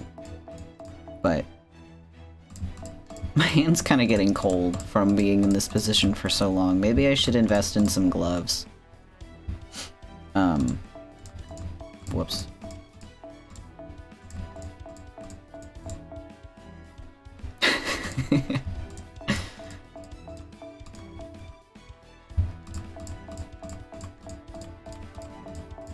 We're almost there. We're about to clear just about 300 spaces from our inventory. Almost. Slowly but surely. Whoops. Whoops. I wish there was an easier way to do this.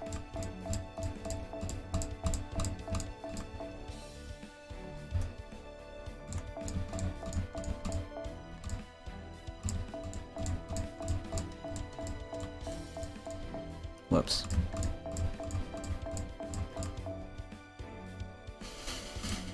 We're almost there. Almost. Almost. Okay, burn.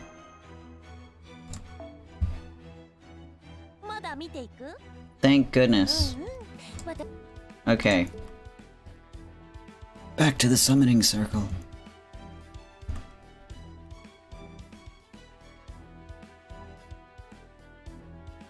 Oh wait, I think I just went to the terminal. Fuck. I forget that I can bring up the menu wherever I'm at. And just select from the menu. Alright. Oh wait, I need to burn the- okay, hold on. I forgot about the faux settings. Oh, Nobukatsu. How wonderful. How inspiring. Okay. Burn settings. Foes. I guess just all of them. I don't really need any of them. Yeah.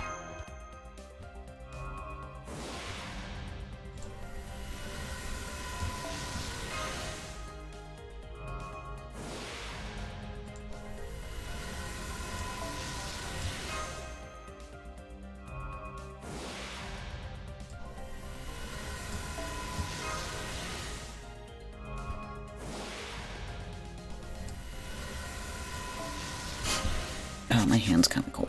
I'm gonna switch hands. Oh yeah, my hand was really cold. Whoops. Oh man.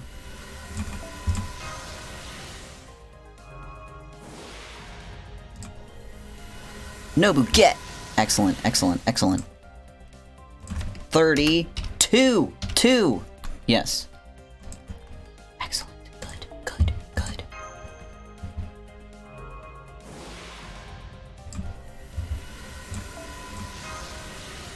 Did you guys know that I have a, oh my god, 2 Nobukatsus! At once! He loves me. He's in love with me. Anyway, 34 Nobus get. Did you guys know that I have a Fate Booba mousepad? Of my favorite servant? One of my favorite servants? My wrist every day is nestled between his supple pectoral muscles. Another Nobu. 35 Nobus. Excellent. But yeah, I have a Fate Titty mousepad.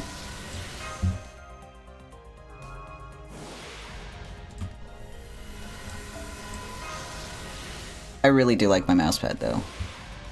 Like it's great for my wrist. It's great for support. When I debated getting it for a very long time because I was like, oh man, am I really gonna get like a fucking anime booby mousepad? Like, am I really gonna do it? But then I said, fuck it, why not? Why not? Be cringe, be free, I said to myself. And then I purchased it. And now it's here, and it's been my favorite mousepad forever. And it's wonderful. And when people see it, they're like, oh my god, I can't believe you have that. But then they laugh about it, because it is really fucking funny. And it's great. And my sister will come in here sometimes, Nobu get. And she'll sit on the edge of my bed, which is right next to my desk. And she'll, like, come over and she'll just poke the mousepad booba. And it's really great because it's all nice and bouncy.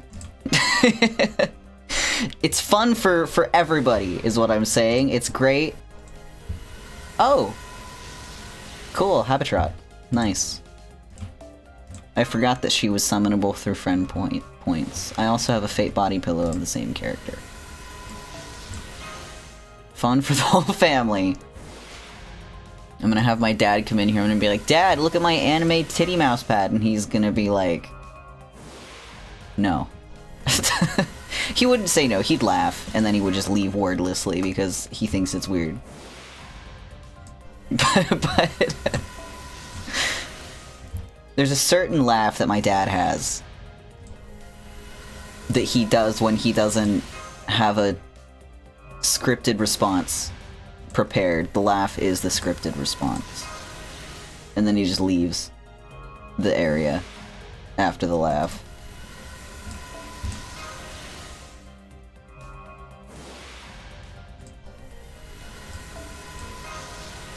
Sounds just like me. You gotta have your scripted responses for every predictable situation.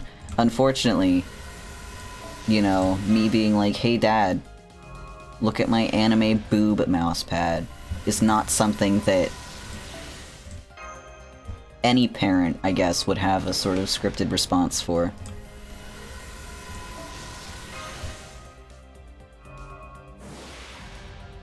At least he's not weird about it, though. Nobu, get! He's just sort of like, that's nice.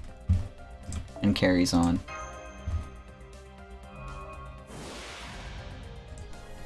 He did laugh when I got my body pillow, though. Because the one that I got... So it's not... Nobu, get! Wow! It's not like an officially licensed body pillow. Because, you know, it's not an official licensed body pillow. It was some, like, fan one. But the only one for this particular character that was available had a different character on the flip side of it. And I didn't want the other character on the other side, so I put off purchasing the body pillow cover for a very long time because I didn't want the other guy on the pillow. I only wanted my husbando, right? So eventually, when I had the money, I pulled the trigger and I bought 2 pillowcases, 2 of the body pillow covers, and I ripped the seams and I sewed the same character, Nobukatsu. Dedication. Yeah, I ripped the seams and I sewed it back together with 2 of the character that I did want on it, so now it's like, it's reversible, so both sides has the same character on it. And then I took the character that I didn't want, who my sister happened to be a fan of, and I sewed those 2 sides together and I gave it to her for her birthday. So, it worked out for everybody. And now I've got my body pillow cover, and she's got one for her room with her favorite man on it. Think smarter, not harder, exactly. And I really wanted the body pillow cover. I was like, man, I've got the titty mouse pad. I want the body pillow. Like, truly, I want it. Because also body pillows are really, really cozy. If you don't have one, get one. They're so comfortable. It really, you know, maximizes the sleeping experience. I do have one and it's very cozy. They're so cozy. I love my body pillow. I just happen to love it more because it's got like one of my favorite characters on it ever.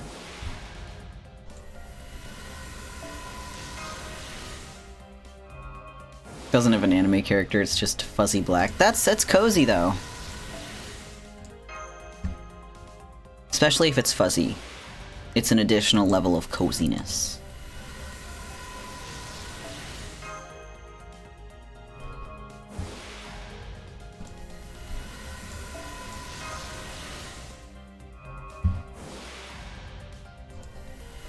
What other ironic anime merchandise do I want to get? What else is there? I've got the titty mouse pad. I've got the Daki. What else is there? I do have a figure of the character, but like it's just a regular figure. It's a man, so of course they're not gonna make like 10,000 figures of him. They're only gonna make like 3 because he's from the OG cast. But I think that's really it for ironic pinup poster, wall scroll. I do have a wall scroll with him on it. It's hanging above my bed. It's him and the other servants of the original Fate route.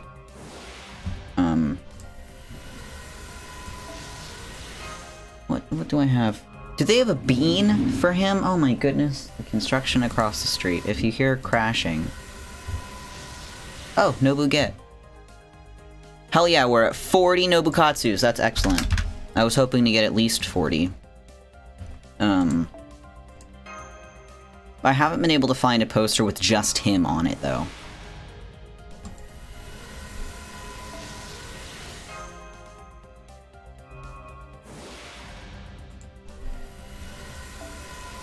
Maybe if I look on, like, you know, like, dedicated merch resale sites, I'm sure I could find something. Oh, I wonder if they've got, like,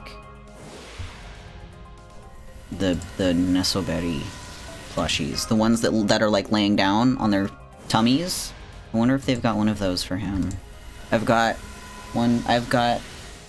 3 of those. Of other characters from Fate. They're so wonderful. I love them. And I have a bean of another character from Fate.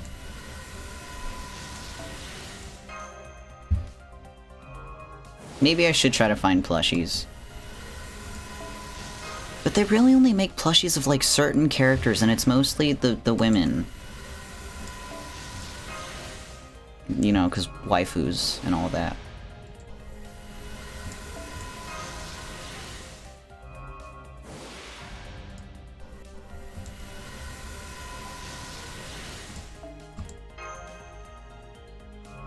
How many friend points do I have left? I only have 500,000 left. Let's see, what is it, 2k per 10 pull? I'm not gonna do all that math. I'm not gonna do all that math.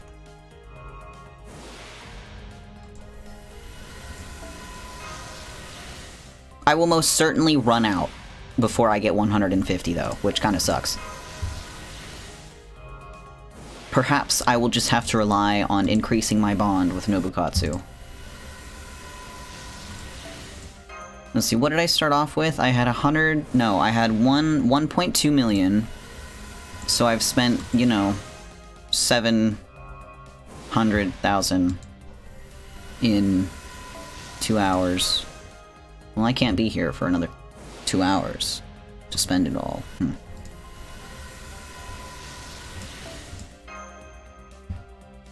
We're kind of blowing through my remaining 500,000 fast.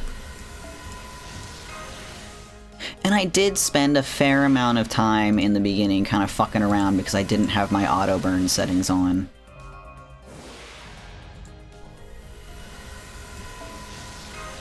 I'm gonna have to go burn more stuff though, because I think this one's gonna put me over the limit. Yeah, 901. Okay. Da Vinci.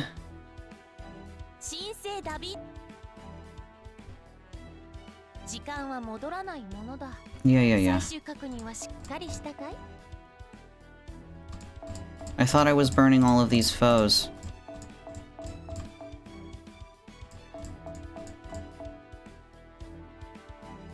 I'll have to double check my settings, I guess.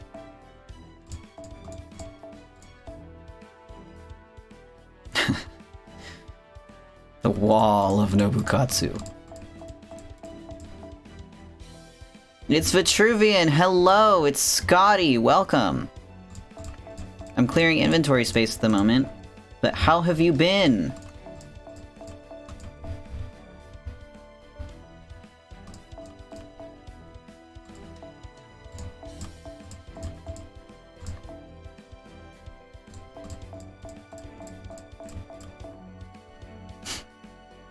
We're almost there. Whoops.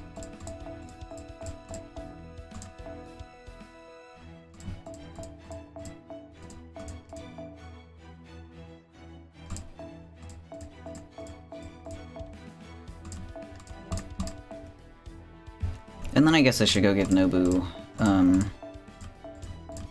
another Grail, probably. Finish leveling him up, give him a Grail. Rinse and repeat. Get rid of some of these embers.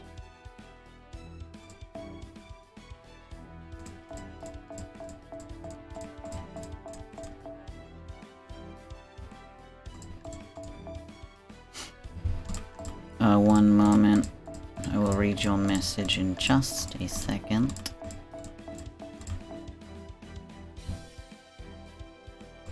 Oh my gosh, look at all those gold foos that I have. I didn't realize that I had so many.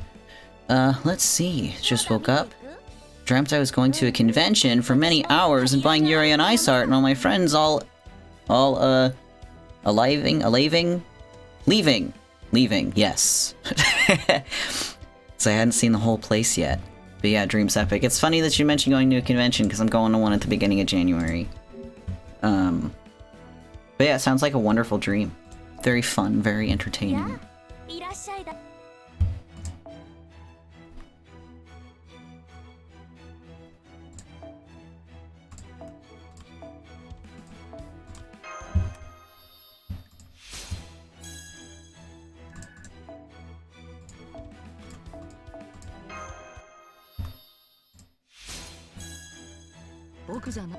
Alright, can I get a super success, please? Okay. Can I get a... oh. Extra mission accomplished. Delightful. There were people on Mario Karts, I think. And they were racing on, like, yoga balls and pool noodles. Dreams sure are something, aren't they? Still, it sounds like it was a very entertaining dream. Oh, cool, super success. That didn't really do me much good, though. It was with only very small amounts of experience points.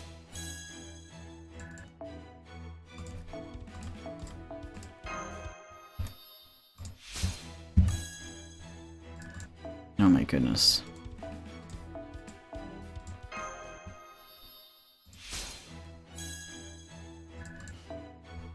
You know, I didn't really account for, like, the fact that each copy of Nobukatsu was going to take up a space in my list.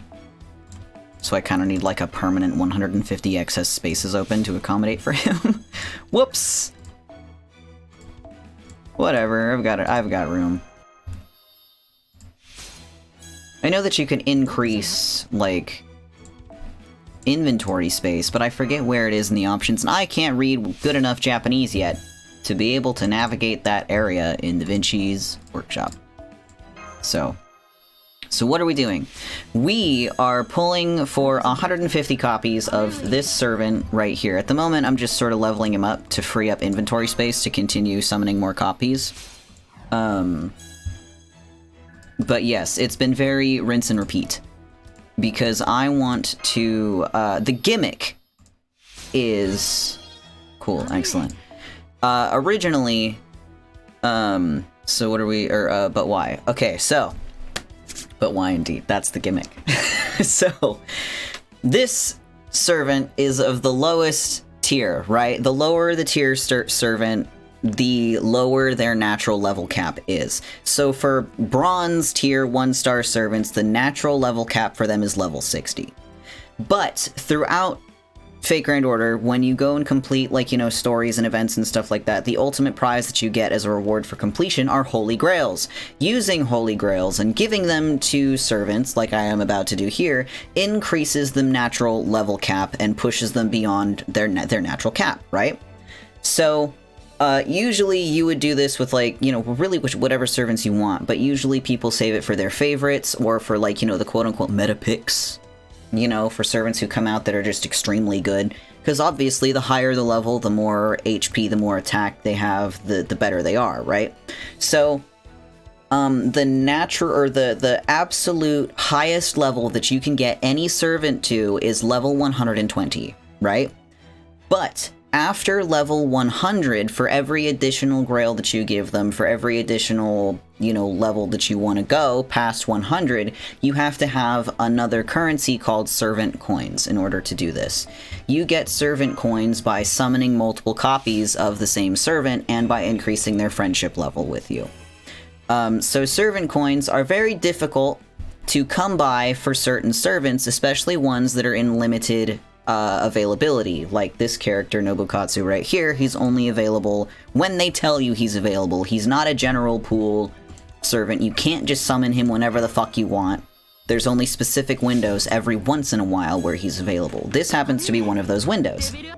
And I think it would be fucking hilarious to level him up to level 120 because he's an extremely weak servant with very limited use. There's no strategic advantage to doing this. There's no reason to do this at all. But I think it would be fucking funny. I have an excessive amount of grails on Fate Grand Order, you know, the Japan version of the game, because that's what we're playing on. And I am nothing if not funny. So I'm trying to get as many servant coins as I possibly can, which just involves summoning him a shitload. And on the bottom, I have my Nobukatsu count. We're currently sitting at 40. You are very silly and goofy. Thank you. But yeah, so I'm summoning him using just, you know, resources that you just accumulate as you log into Fate every day. So we started off with 1.2 million points, and we're down to just, you know, just above 500,000. But so we're gonna keep summoning until I either run out of time or I run out of points.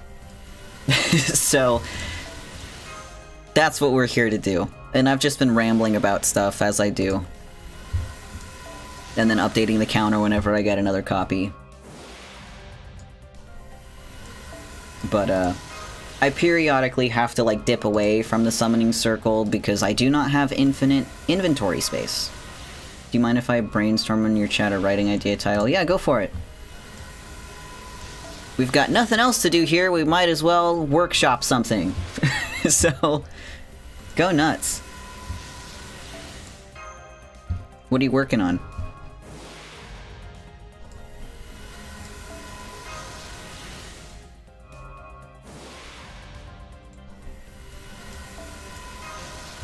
As I pray for more Nobukatsus.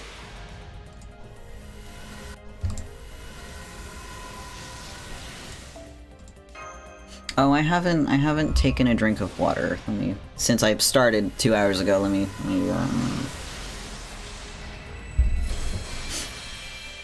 Okay. Thank you. I will take a second sip, actually. Hold.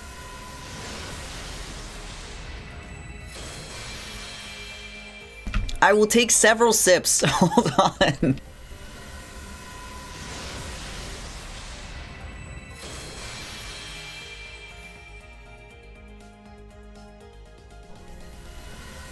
Okay. I've had half of my water. I've had half of my water, and I'm sitting up. I'm sitting up nice and tall. I know it's not— I don't have a posture check, but it's the same thing as a stretch, because I keeping my back straight. And thank you for the head pats. But, okay, let's see. Let's see. Trying to get myself to work on something by brainstorming. Incredibly valid. Oh, Nobukatsu. Nice. 41. But you said you were, a title. Brainstorming title.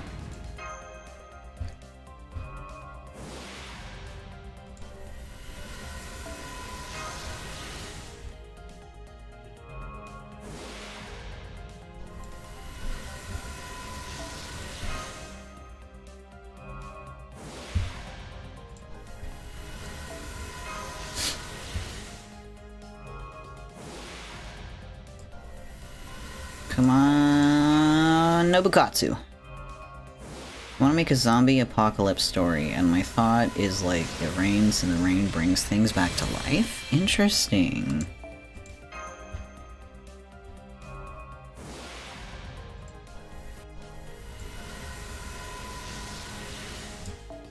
I like the approach.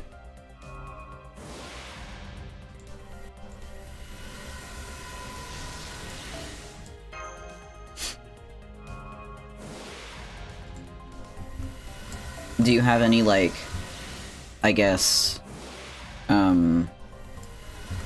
like, starting ideas for, like, a name? Work in progress titles? There's only 2 zombies, and that also means that I have to kill characters. Ah, I see. The age-old dilemma of killing characters.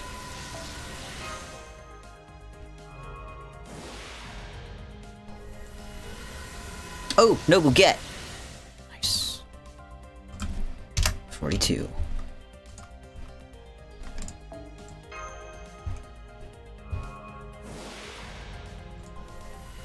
I hope I can get 50.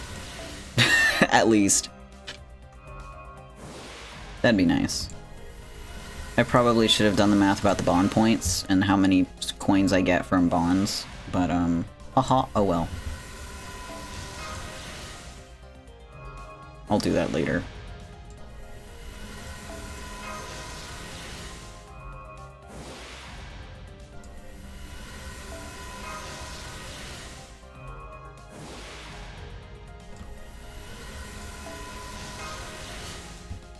Thinking like horrible rain was my thought. Something to personify the cause. Yeah.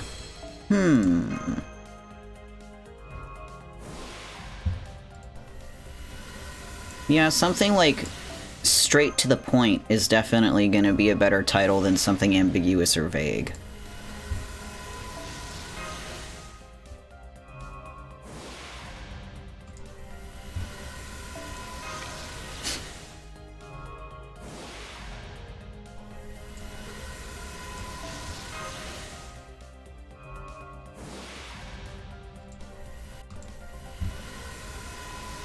Ooh, Nobukatsu. Again, 43. You could always, like, just start with a title that you like the best and then, like, write the thing, and if another title comes to you during the writing process, because you know how writing is, sometimes stuff evolves and ideas change and just motivations shift or make themselves known, so maybe something will pop up while you just have, like, a working title, you know what I mean?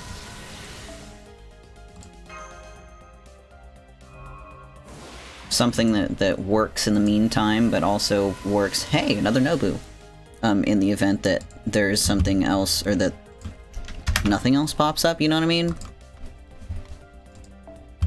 Working title.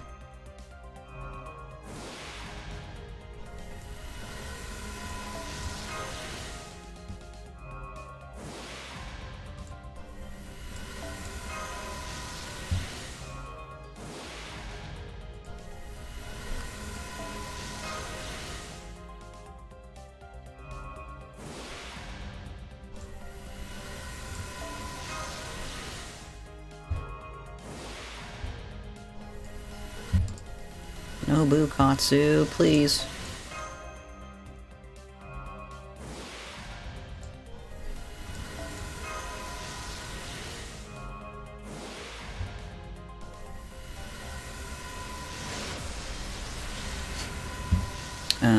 Let's see. I don't know if I like this idea, but I'm trying to follow some writer's block advice, where you just write utter shit instead of being a writer and an editor, and you edit till you're satisfied. I see, I see. Whoops, I didn't want to click on that. I see, that's interesting. I don't write as much as I used to, but I do something similar with art, where if I'm in an art block or whatever, like, I just fucking draw shit on purpose, you know what I mean? Like, haven't been writing at all. Yeah, like, because that's the thing about blocks, creative blocks, is even if you don't have, like, the motivation to do it, it's the lack of motivation to do it, or whatever it is that's blocking you, is almost less of a problem, because if you would just start to create, then you would get into a zone. You would get it out of your system. You would move past the block because, you know, you're used to creating. So in order to get past the block, you just have to do shit badly. You know what I mean? You literally have to work it out of your system. Because it happens with me with art all the time. If I'm like, fuck, I don't know what to draw. I don't know what to draw. I don't have any ideas or whatever it is. I will literally just suck it up, grab my pen, and I'll sit in front of my tablet, and I'll just fucking draw like a head or something, and it'll look like the worst thing I've ever goddamn drawn, but that's not what's important. What's important is the fact that I'm drawing. Because once I draw, and once I start going, I will continue to go, because the creative process is exactly that. It is a process. And every process has steps to it that are rough, that are unrefined, so it's great advice. You literally do just have to write and not care about the quality of what you're writing. Or the pace of what you're writing, or if it even makes sense. It is good advice. It just kinda, it's difficult to get started. Because you feel like you can't start. But yeah, like, it's a familiar feeling. Are we extremely derivative? Just straight up take lines from something and work from that? Yeah, like get like a prompt, or not, like, a prompt is a little bit different from what you're saying, but you know, you can definitely take a line from something and then use that as your starting point. There's a bunch of ways to do it, but the important thing is to do it. Which kind of sounds pedantic, but you know what I mean. Also, we've gotten like 4 Nobus. I've been updating the counter as they come across, but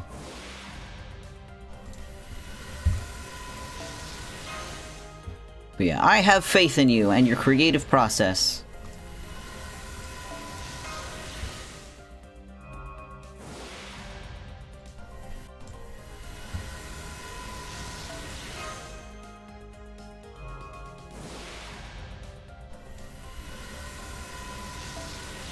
It's annoying though. I'm working myself up now, but I have to feed the fucking animals. Ah, chores. There's always something getting in the way.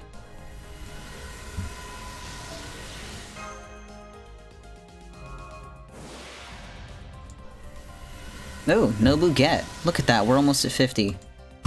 I also accidentally almost deleted the Nobukatsu counter. Wait, that was not the right number. There we go.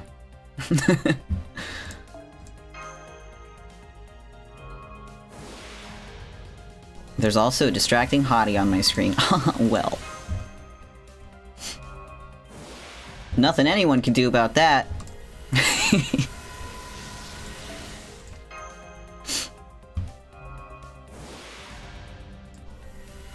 Oh, another Nobu. 50. Get.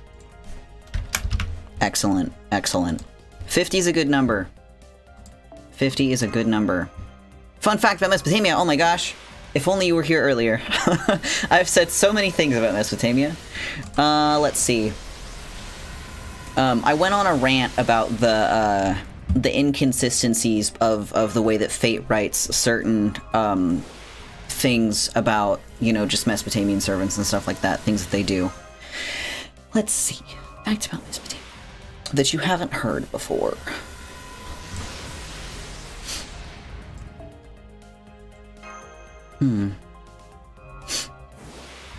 Okay, so it's not really, it's not like a groundbreaking fact or whatever, but it's kind of like a minor fact, I suppose. The oldest library was formed, it was like the first library ever, was created by King Ashurbanipal. And it was the discovery of his library that, or in which we found the first tablets, plural, of the Epic of Gilgamesh. It was very important to, I suppose, the kickstart of Assyriology is the discovery of Ashurbanipal's library, because when it was destroyed, it was, you know, most famously, like, they tried to, when they conquered the kingdom and everything like that, they tried to burn the library and all of its contents, but since everything was just on clay tablets, all they did was bake them. So, really, in an attempt to destroy the first library ever, they really just preserved it for thousands of years. Not 100% of it. But, anyway, King Ashurbanipal, we're kind of like going on a bunch of different facts now, just related to his library, as I'm wont to do. But, he was of the idea that, documents, stories, and things should be stored for everybody, and not just for the scribes to access. Like, it was very much a library in what you would think a library is. It was a center of knowledge that everybody had access to, because Ashurbanipal thought that it was going to be a better idea for everybody to be able to know these stories and read these stories, because writing was more common in Mesopotamia. It wasn't just the scribes who knew how to do it. It was just the scribes were the best at it. Could everyone read? A lot of people could read. It was very common to be able to read and write. It was just the education seemed to be more geared towards being able to take records of, like, basic purchasing stuff, basic contracts, because a lot of tablets were basically just tax records and receipts and stuff like that. So if everyone, or if the majority of people were either going to be present in the temples, or if they were just going to be merchants, and if they were going to be, you know, doing transactions and stuff like that, they were going to have to be able to read and make their own records of stuff. So yeah, it was common for people to be able to read and write, but the scribes were the ones who were in charge of, you know, they had the most education surrounding the skill. But yeah, so Ashurbanipal was like, you know what, it would be really cool if everybody had access to all of these stories and to these poems and to just, you know, records of music and stuff like that. So you can thank King Ashurbanipal for the world's first library. Also, hello! Welcome to the stream. I've got a Mesopotamia question. Go for it. I hope I have a Mesopotamia answer.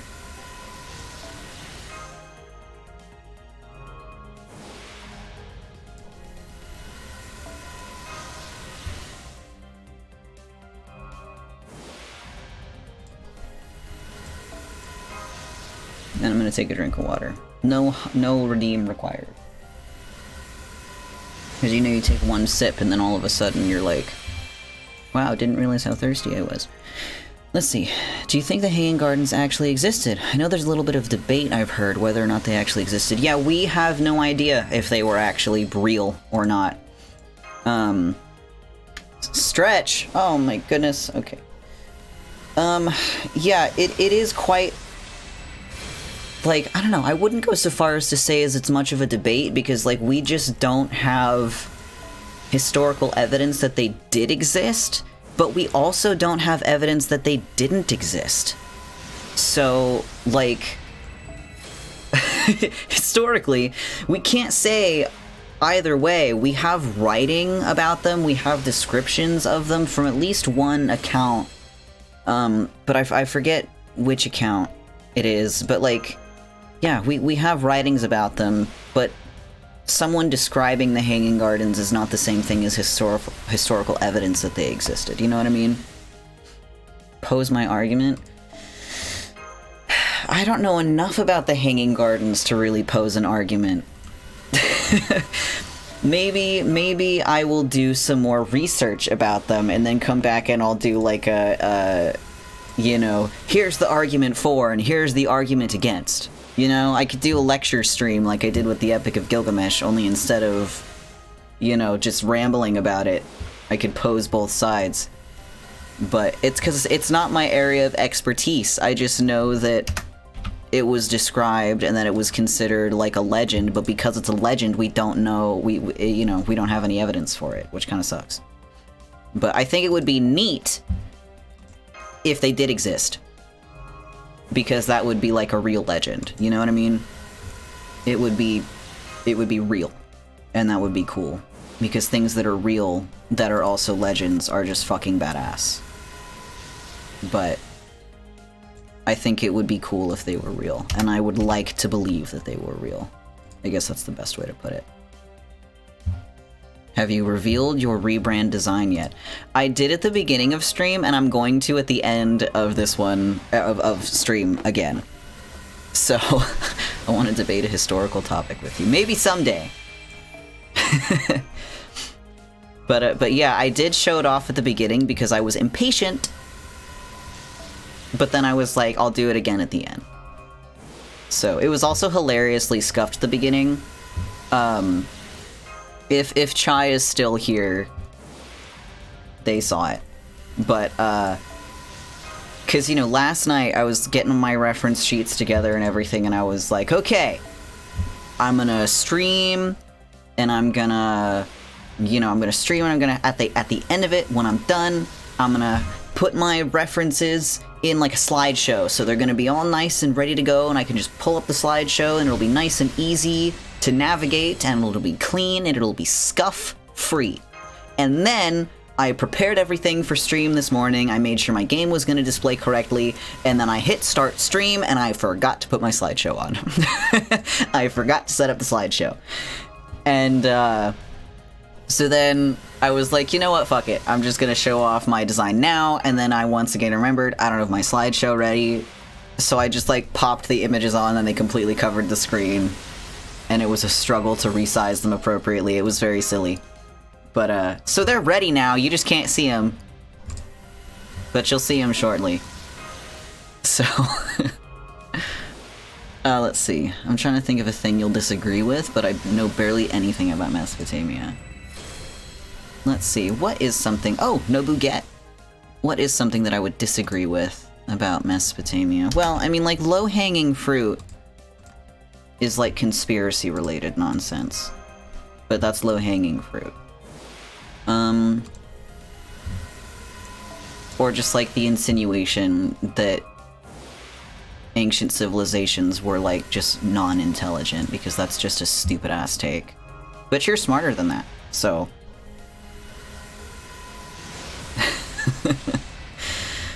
please.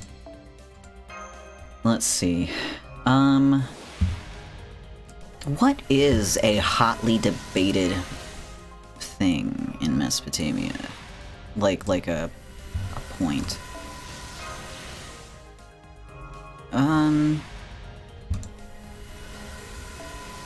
Son of a bitch. Alright, well, we have to clear inventory space. Wait. Let's just level up Nobukatsu. Some more. Do I have to give him a grail? Where was he last time? There he is. Oh yeah, he needs... We'll level him up more.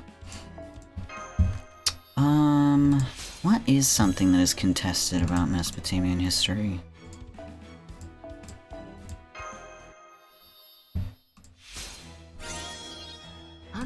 I'm not really remembering anything off the top.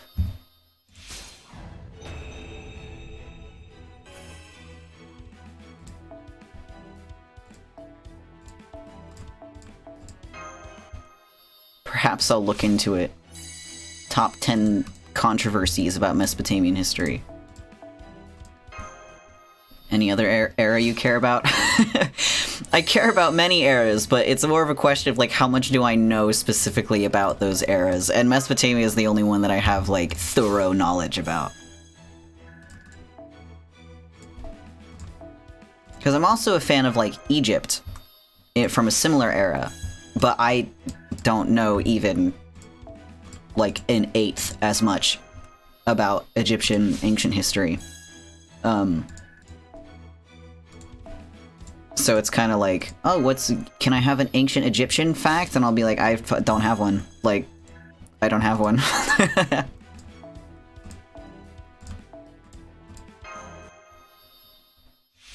I don't even know who that is.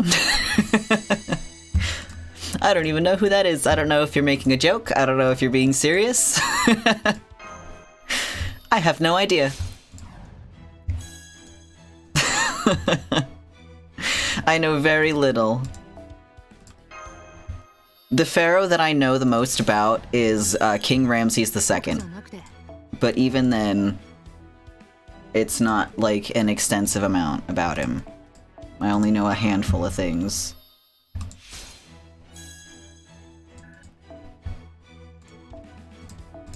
Like the fact that he's the oldest person ever to have, like, a valid passport, because when we had his mummy, or when we discovered his mummy, he was not stored appropriately, so he was left out to just sort of, you know,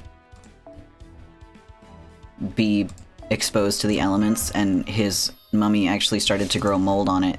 And by the time he was discovered, he was in such dire need of proper restoration that nobody on the entire continent of, you know, the European/Asian continent. Oh, also in an ad. Okay, I will wait. I'm holding. I'm holding! Okay, you're back. Alright, so,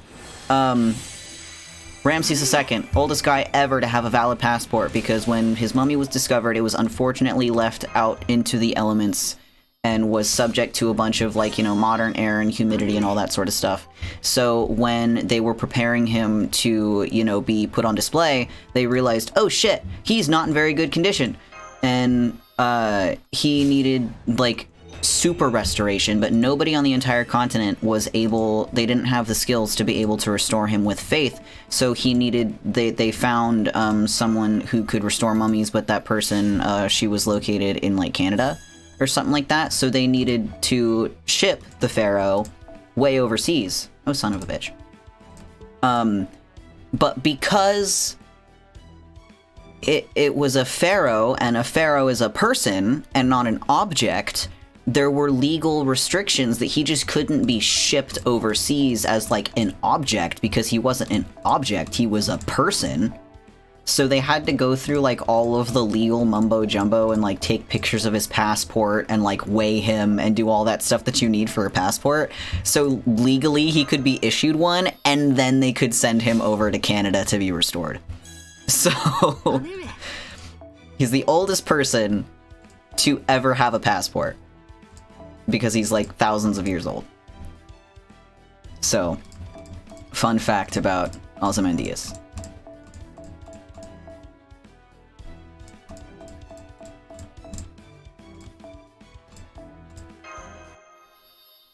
Yes, Ramses the Great. He's got a bunch of names.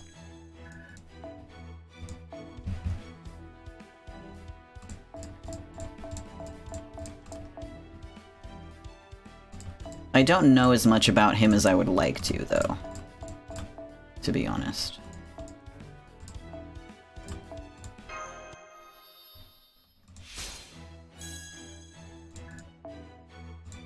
I would like to go see him someday, but I don't think he's on display right now. He was a few years ago, but he's periodically removed from display. I believe he's in the Museum of Cairo now.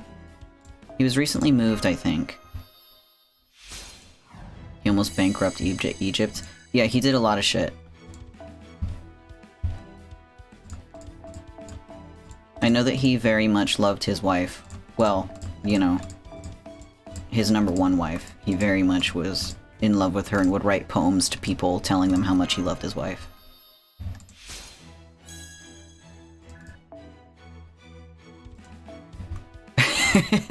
He sure did love war. War and architecture and boning women. Because it's also said that he had like 100 children.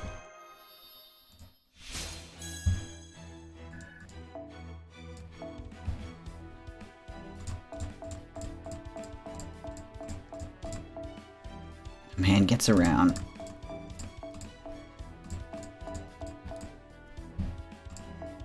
I wish I could add more than like 20 cards or whatever to the level up thing that would make this much faster.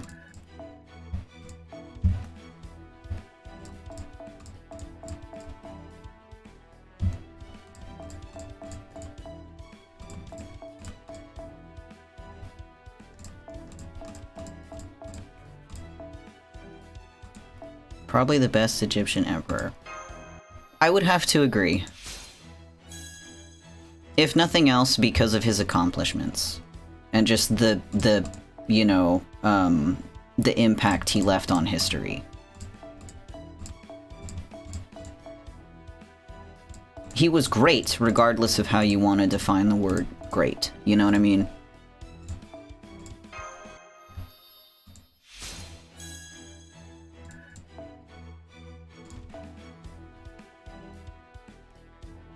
Ruled Egypt at its territorial peak too.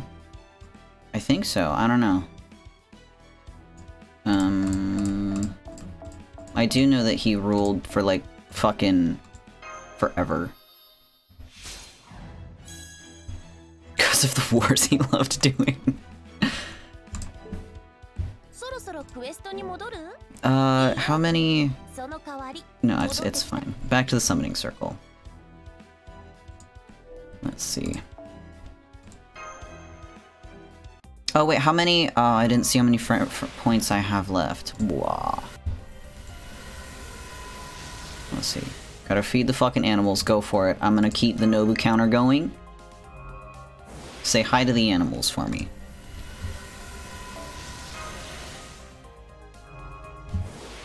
If applicable, anyway. Maybe if they're grouchy, don't. I don't know.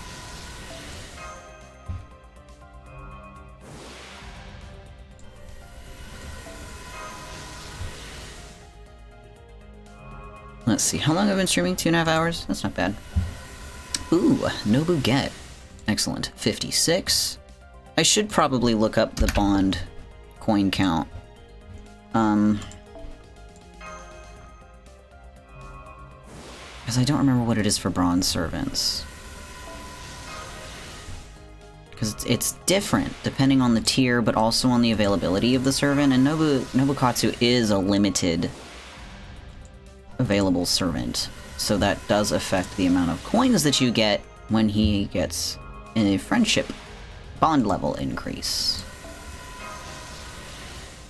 But also, I would really just... I cannot possibly be arsed to get Nobukatsu to, like, bond 15. That's just insane.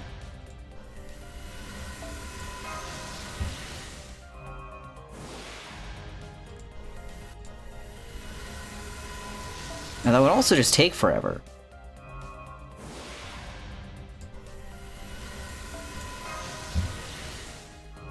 I don't even play on Japan every day. It takes so much longer. Unless I started grinding with Nobu in my team every single day, it would still take a couple years.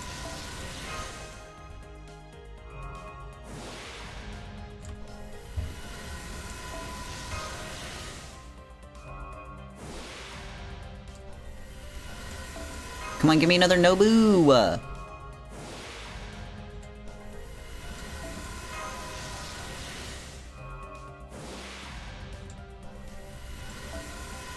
What is 235,000 divided by 2,000? I don't know.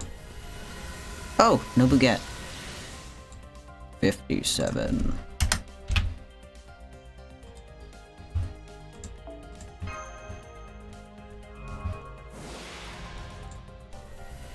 If I was doing this on my English account, I would absolutely be able to get 150 copies. I have a ridiculous amount of friend points in the English version of the game. I have significantly less here, or had significantly less. Even starting off, I've got like fucking 75 million on the English version of the game. Like, it's a ridiculous number. I couldn't even put a number on it. That's how much I have. I never do the friend point summon, and they just accumulate. Fate players know what you know. Fate players know. Nobu number 58.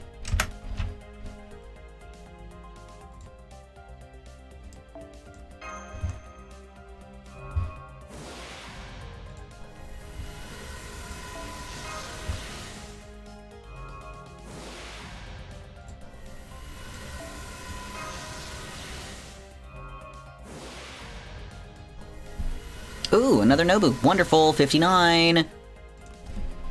59.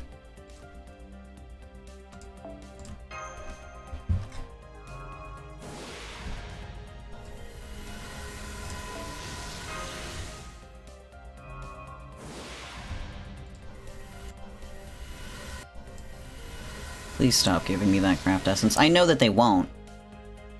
Oh, I'm already kind of pushing that, aren't I? Okay, well, I'm gonna have to pay a visit to Da Vinci again in a moment.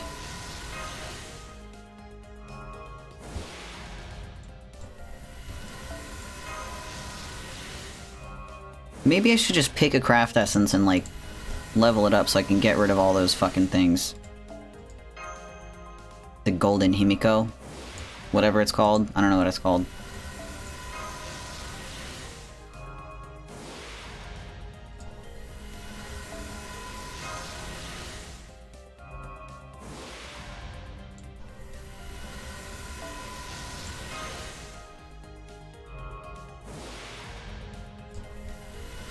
Nobuget. 60 Nobukatsus. Horses and piggies say hello. Wonderful. Only 9 more. Good luck.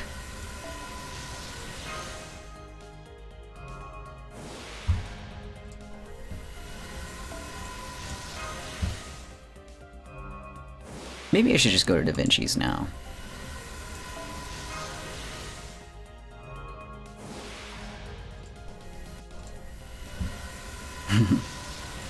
Welcome back.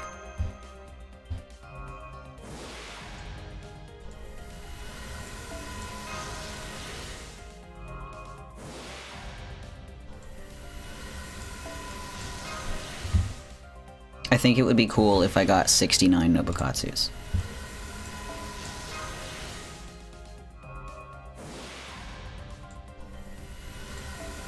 Just throwing that out there, Fate. Epi II was a very good Egyptian pharaoh.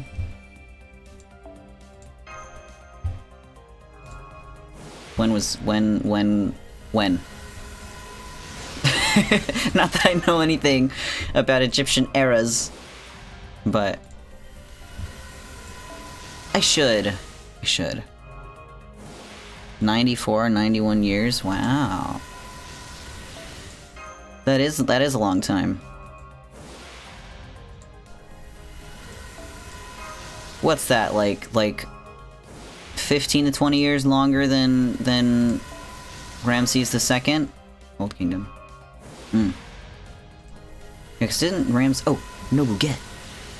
Didn't Ramses the Great live to be like in his late 80s or early 90s, something like that? But he also didn't like start his rule when he was super young, I don't believe. I just know that he was old as shit.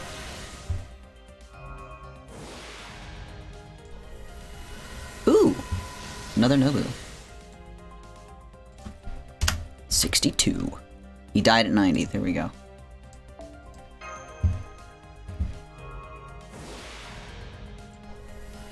Oh, another Nobu. Wonderful. 63. Nobu, get! Alright.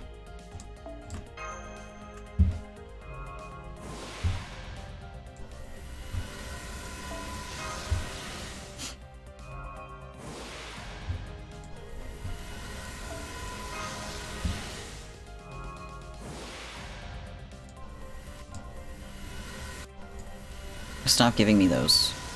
Okay, well, I'm at 901 out of 800. Alright, let's go to Da Vinci. I mean, while it is possible, I don't know how much I believe the 94-year reign, or Pepe II, or that Ramses was 91. I don't know about, like, wait, what am I doing? Oh, I'm burning stuff. I don't know much about ages or how, like, they're calculated, or whatever.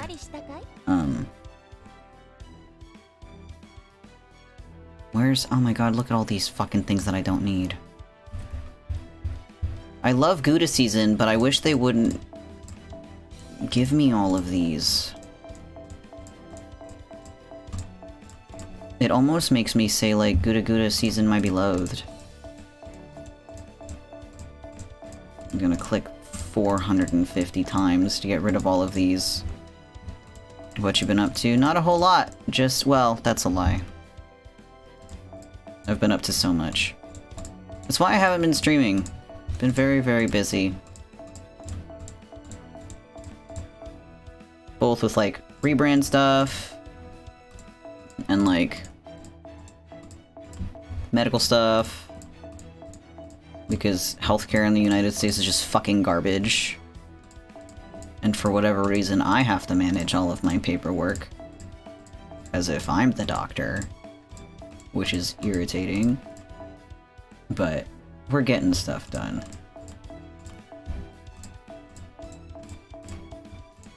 Also, most recently, it's been, like, cosplay prep stuff. Mostly, like, repairing costumes. I have to remake a few things. My sister needs me to do some stuff for her. So yeah, I've just been busy with tasks.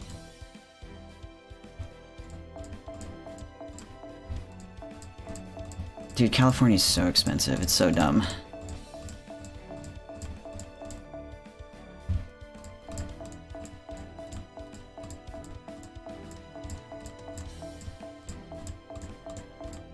But yeah, I've just been getting, you know, life stuff taken care of.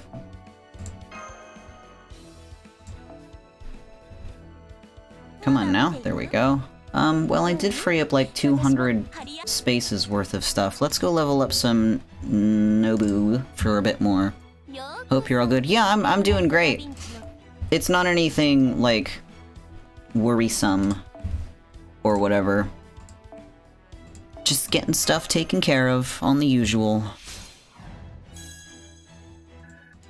Yeah, I have to go to the store today, and I'm, like, already kind of preparing to, you know, calculate my groceries.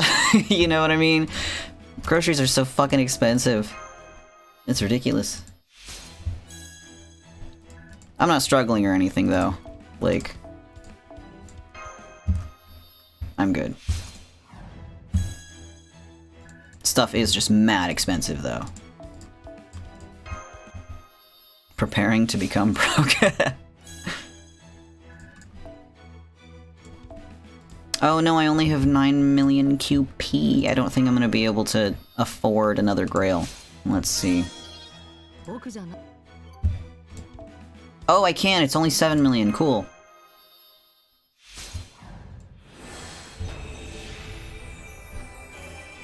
Louis the 14th is a fucking cheater. Explain! I don't know shit about Jack.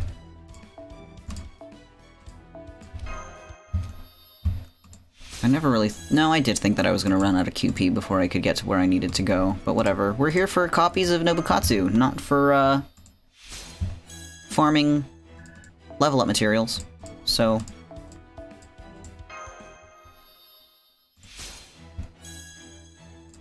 GG easy. Back to the summoning circle.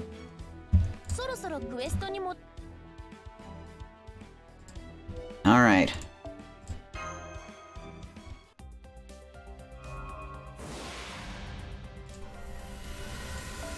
How many Nobas do we have? 63.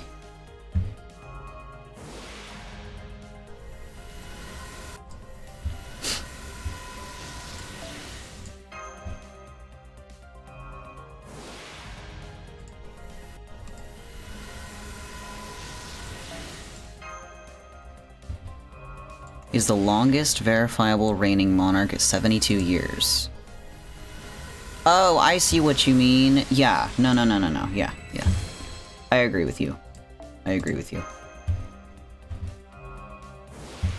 That doesn't fucking count.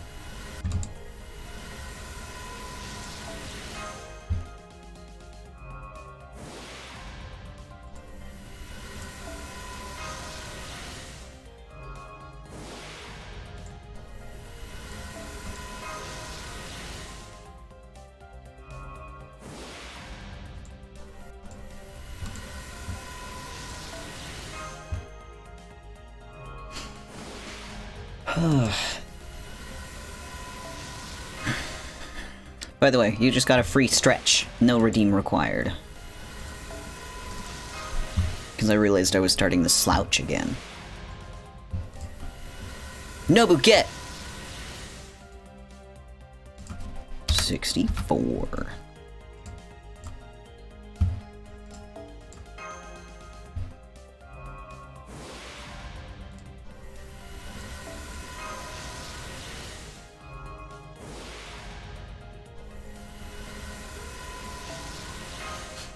Everyone sleeps on Thailand. The third longest reigning monarch is a Taiwan. Oh, you know, I actually watched a,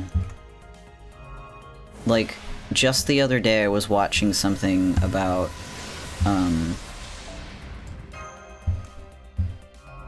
that, I think, actually, the royal family of Thailand. Rama the Ninth. Thoughts on the new Dragon Ball game reveal? I actually did not know that there was a new Dragon Ball game. I do love Dragon Ball Z, and shockingly, I don't keep up with its news as much as I should. Oh, Nobu, get! Oh, that's not what I wanted. Why did it scroll? 65. GG.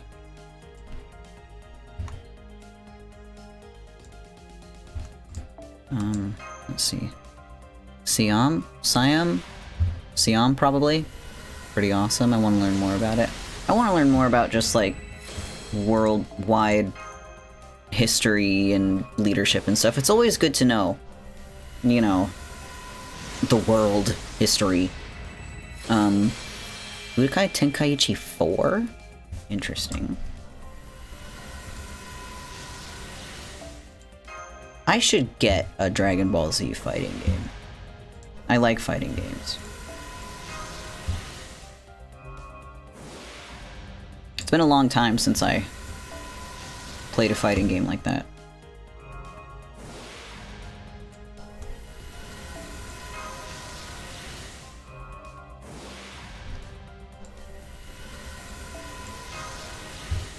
I did look at, just speaking of fighting games, I did look at DNF Duel, like the new remastered version of the game. but like apparently it has garbage reviews, and I was like, oh, that sucks because it looks cool. I liked the 2.5 fighting style, like, or you know, 2.5D. Like, it looked like a really cool game, and I enjoyed the character designs and stuff like that. And I went to go buy it because it went on sale, like, during, like, the autumn Steam sale, shit like that. But then, like, the reviews, it was like, nah, it's not worth it. Go buy a different game. And I was like, oh, okay.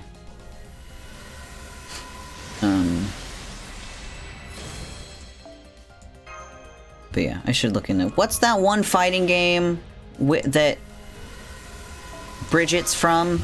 The Yo-Yo Girl? What game is that? Guilty Gear. Guilty Gear looks fun.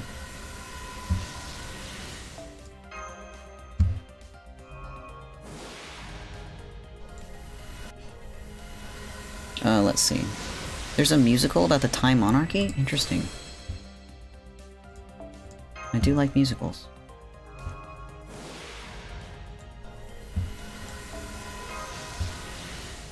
The King and I.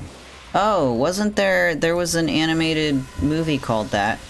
The King and I saw it once when I was a young homunculus. 2 Nobukatsus! Wow!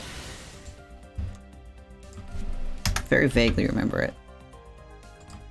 I don't know if it's like the same thing,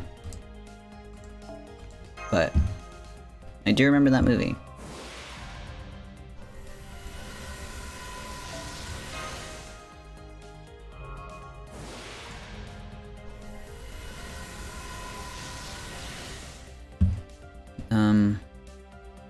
Has that song, you know, shall we dance on the bright cloud of music, shall we fly, shall we I have no idea. Doesn't ring a bell. Unless I heard it, and then maybe it would. Maybe it's one of those things I gotta hear. Is it like... Is it like well known, quote unquote? Like, you know what I mean? For like a musical. Like if I'm into musicals, should I like, okay, I'll probably go and listen to it, and I've probably heard it. My whole family's into musicals. My sister most especially. So at the very least, I've probably just heard it by association, you know?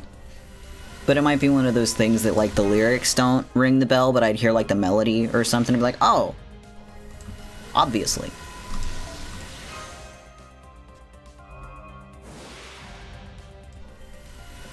Nobuget. Oh. Nobu 68. Can we get 69 maybe? That'd be nice. One away, gamer. Let's have a gamer moment. Watch the next time I get a Nobu. I'm gonna jinx myself. Watch the next time I get one, it's like a double. And then I don't get to do 69 and I just get to go to 70. That would suck. I think that'd be a gamer loss. We will just do 69. I'll do... I know exactly what I would do if I have to jump to 70. I know exactly what I would do. Oh no, I only have 50,000 points left. Oh, please give me please give me a Nobukatsu. I'm gonna be so upset. Please. My soul would weep.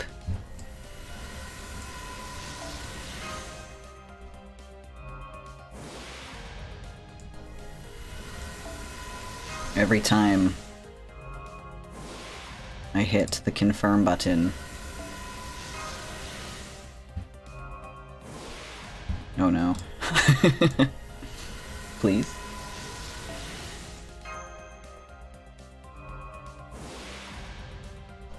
A bit of your soul is leached. Oh yeah.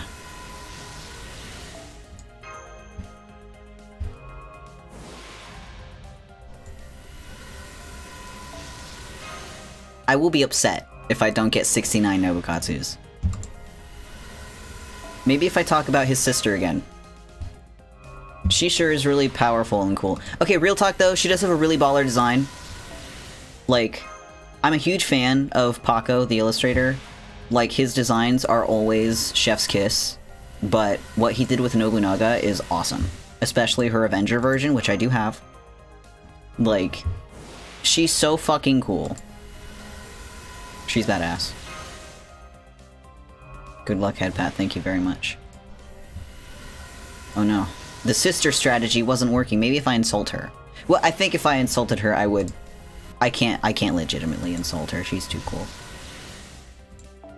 Bro. Bro. You're scaring me. Clearly, Vitruvian, we need to just 69. You know what? Sacrifices must be made. I'm gonna shit myself.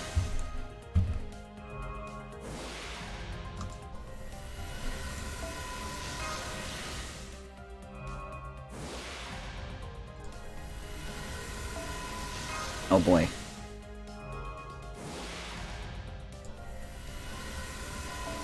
Oh no.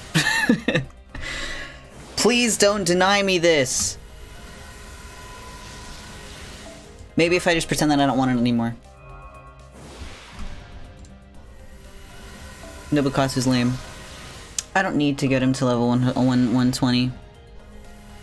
Edging for real. I'm gonna cry.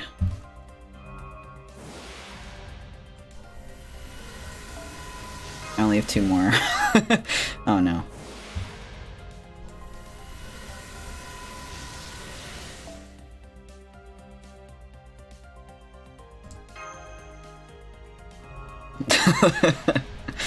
Last one. 69 Nobukatsus on my last pull.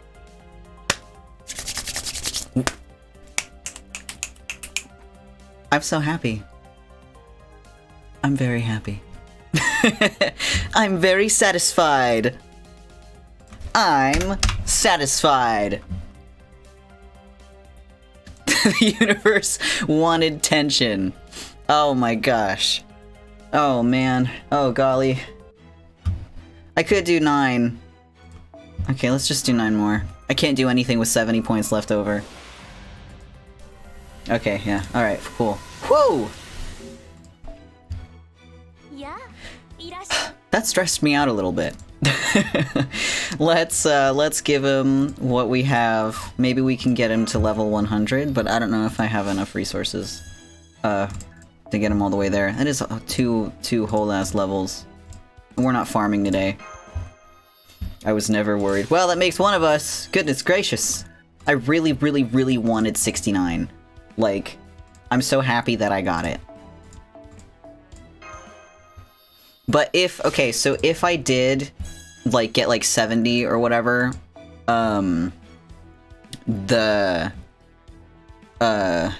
if I did get 70 and things above 70, this is what I was gonna do. I was just gonna do 69 plus 1, and 69 plus 2, 69 plus 3, etc. I wasn't gonna get rid of it. But, anyway. The official Nobukatsu count will remain at 69. Nice.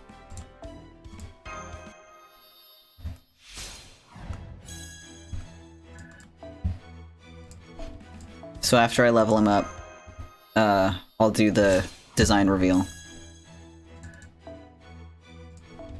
I just gotta exhaust the resources I have accumulated in the final stretch there.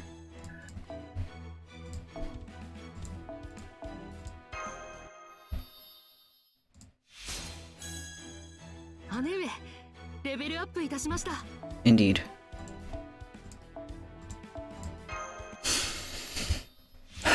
Goodness gracious. That is a fair amount of Nobukatsus, though.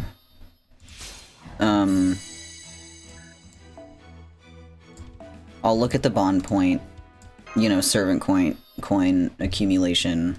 Why did you go silent on me? Oh, the fucking game crashed. That's excellent. We're opening it back up. We had fun conversations. We did! We did. It didn't give me the satisfaction of seeing the level bump all the way up to 100. How cruel.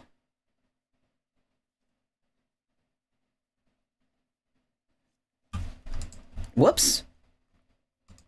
I clicked out of the game. About the Romans. I don't know a whole lot about the Romans, to be honest. It's again, it's something that I really want to learn more about. I have to figure out how to get myself to hyperfixate on it like I do with Mesopotamia. Because I would like to know.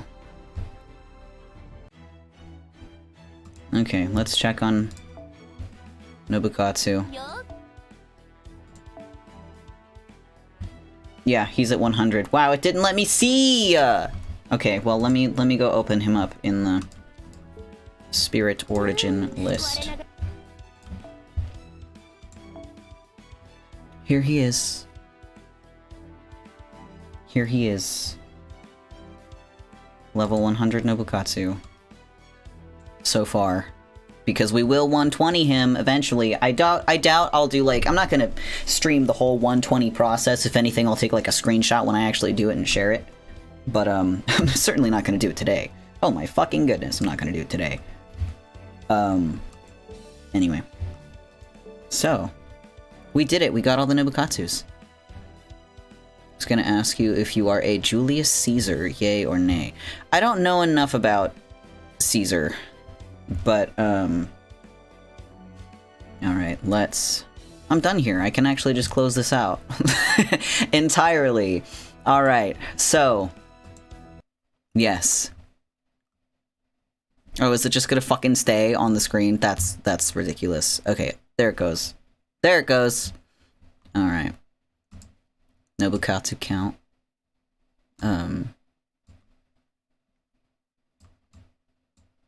Nice. I will get rid of this, though. We got 69 Nobukatsus. Basically asking if the senators were whack in assassinating him or not whack. I think they were not whack. But now we move on to the design reveal. Again, if you were here at the beginning, then you already saw it. But if you were not here at the beginning, I hope you're ready.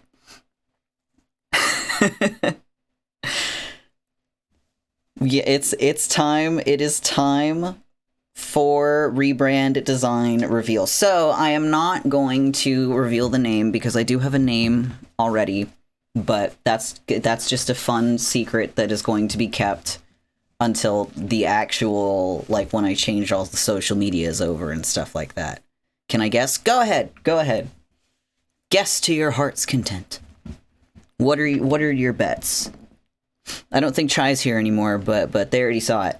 So Chai, if you are here still, shush, shush, shush, shush, shush, shush. I have to see the design first. Oh, you're talking about, like, the name guesses. Name guesses. Okay. So, I don't think you're going to be able to get it at all. Design might clue me in. Well, maybe. But, I don't know, maybe. There might be, like, a naming convention that you might be able to, like, to clue in on, but I don't know how much you know about, like, you know, that sort of thing. But anyway, so, here is part 1 of my reference sheet. Are you ready? You ready? You ready? Drum roll.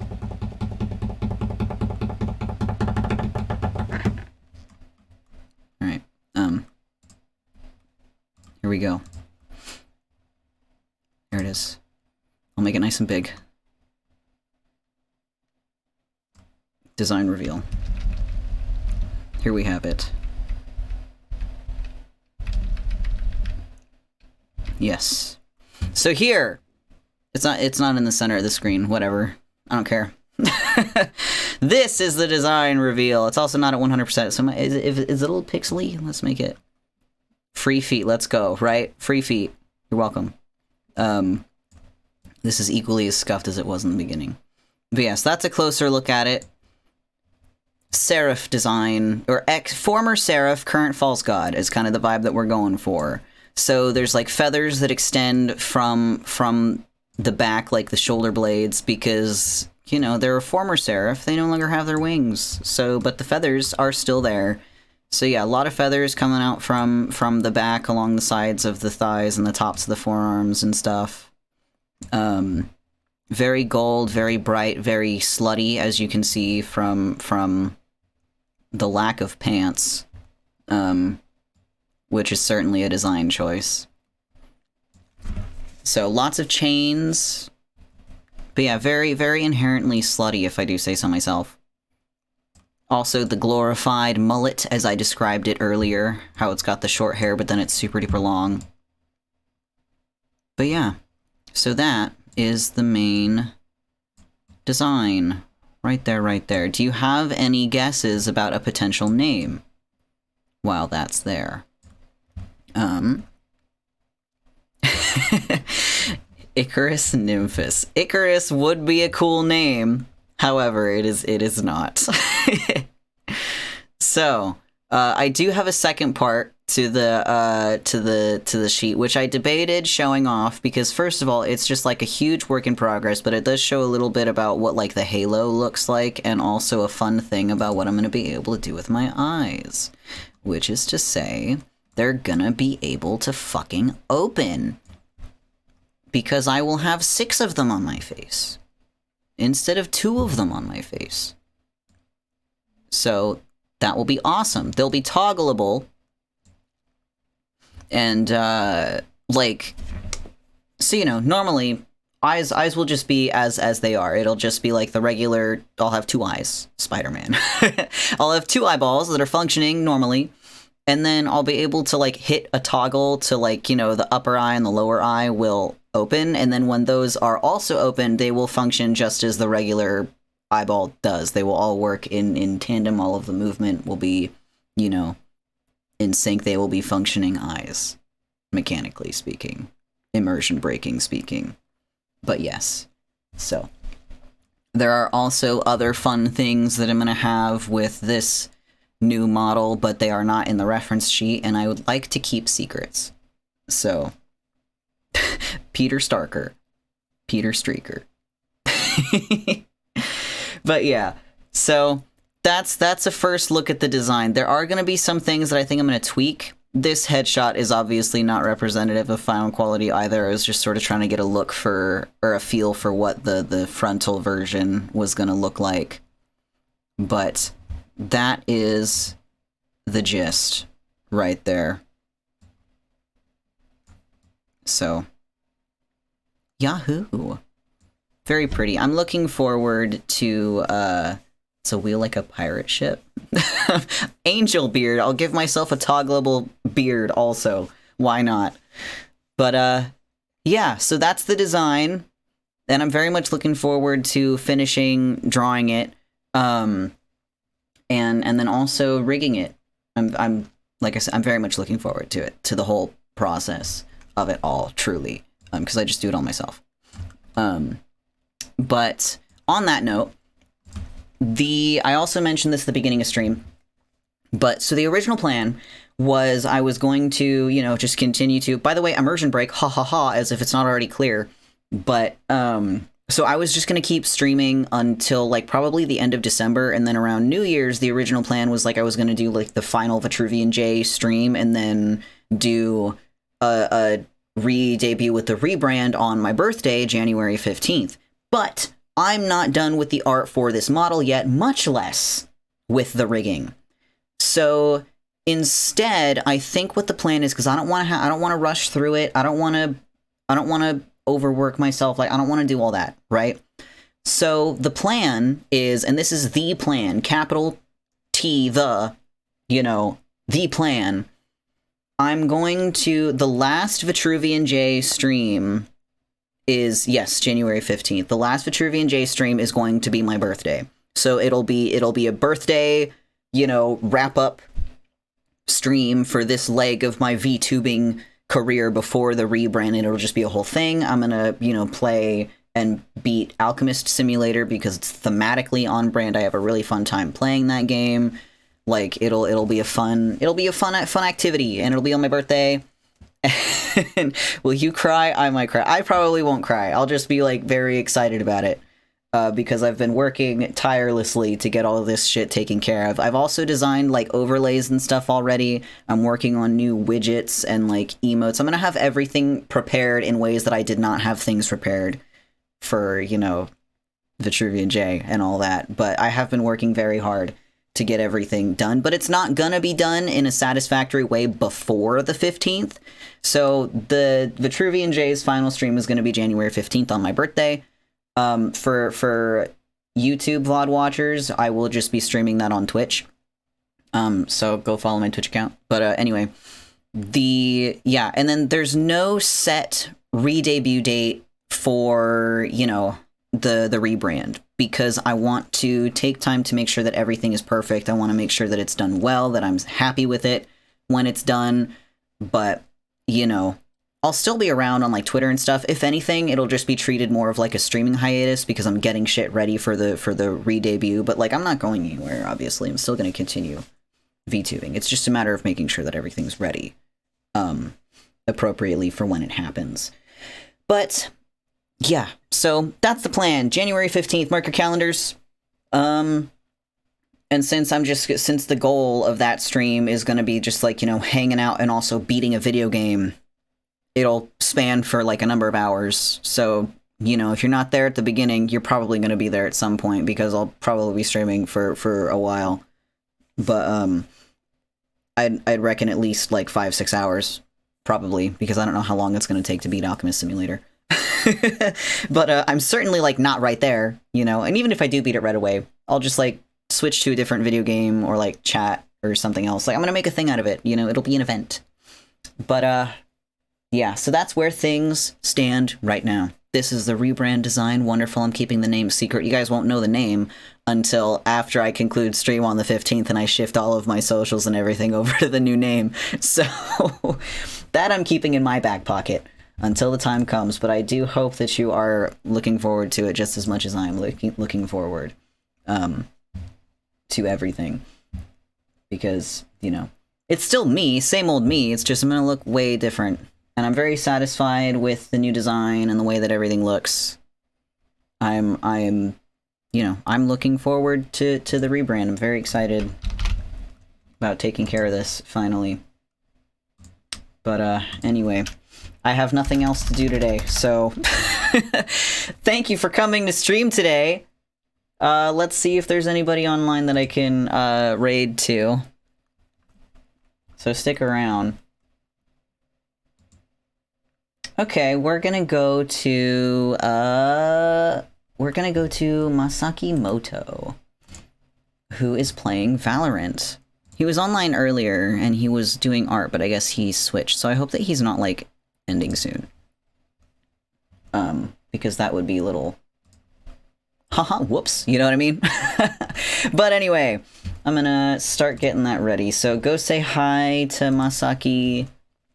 I don't have a raid message because why would I do that after so many months, after a year of this? Why on earth would I be prepared in that way? So just go say hi, just, I don't know, like J raid or something like that. Just go say hello. Masaki's a cool dude. So go show him your support, and thank you for showing support for me and all that. But it's gonna start in a second. So, I'm gonna go to my ending screen. But thank you very much for being here for stream today. Thank you for enjoying my gimmick. I hope you like the redesign. And I hope to see you in the future. Both for future Vitruvian Jay streams and for future redacted VTuber name here streams. But yes, I will see you later. Bye-bye!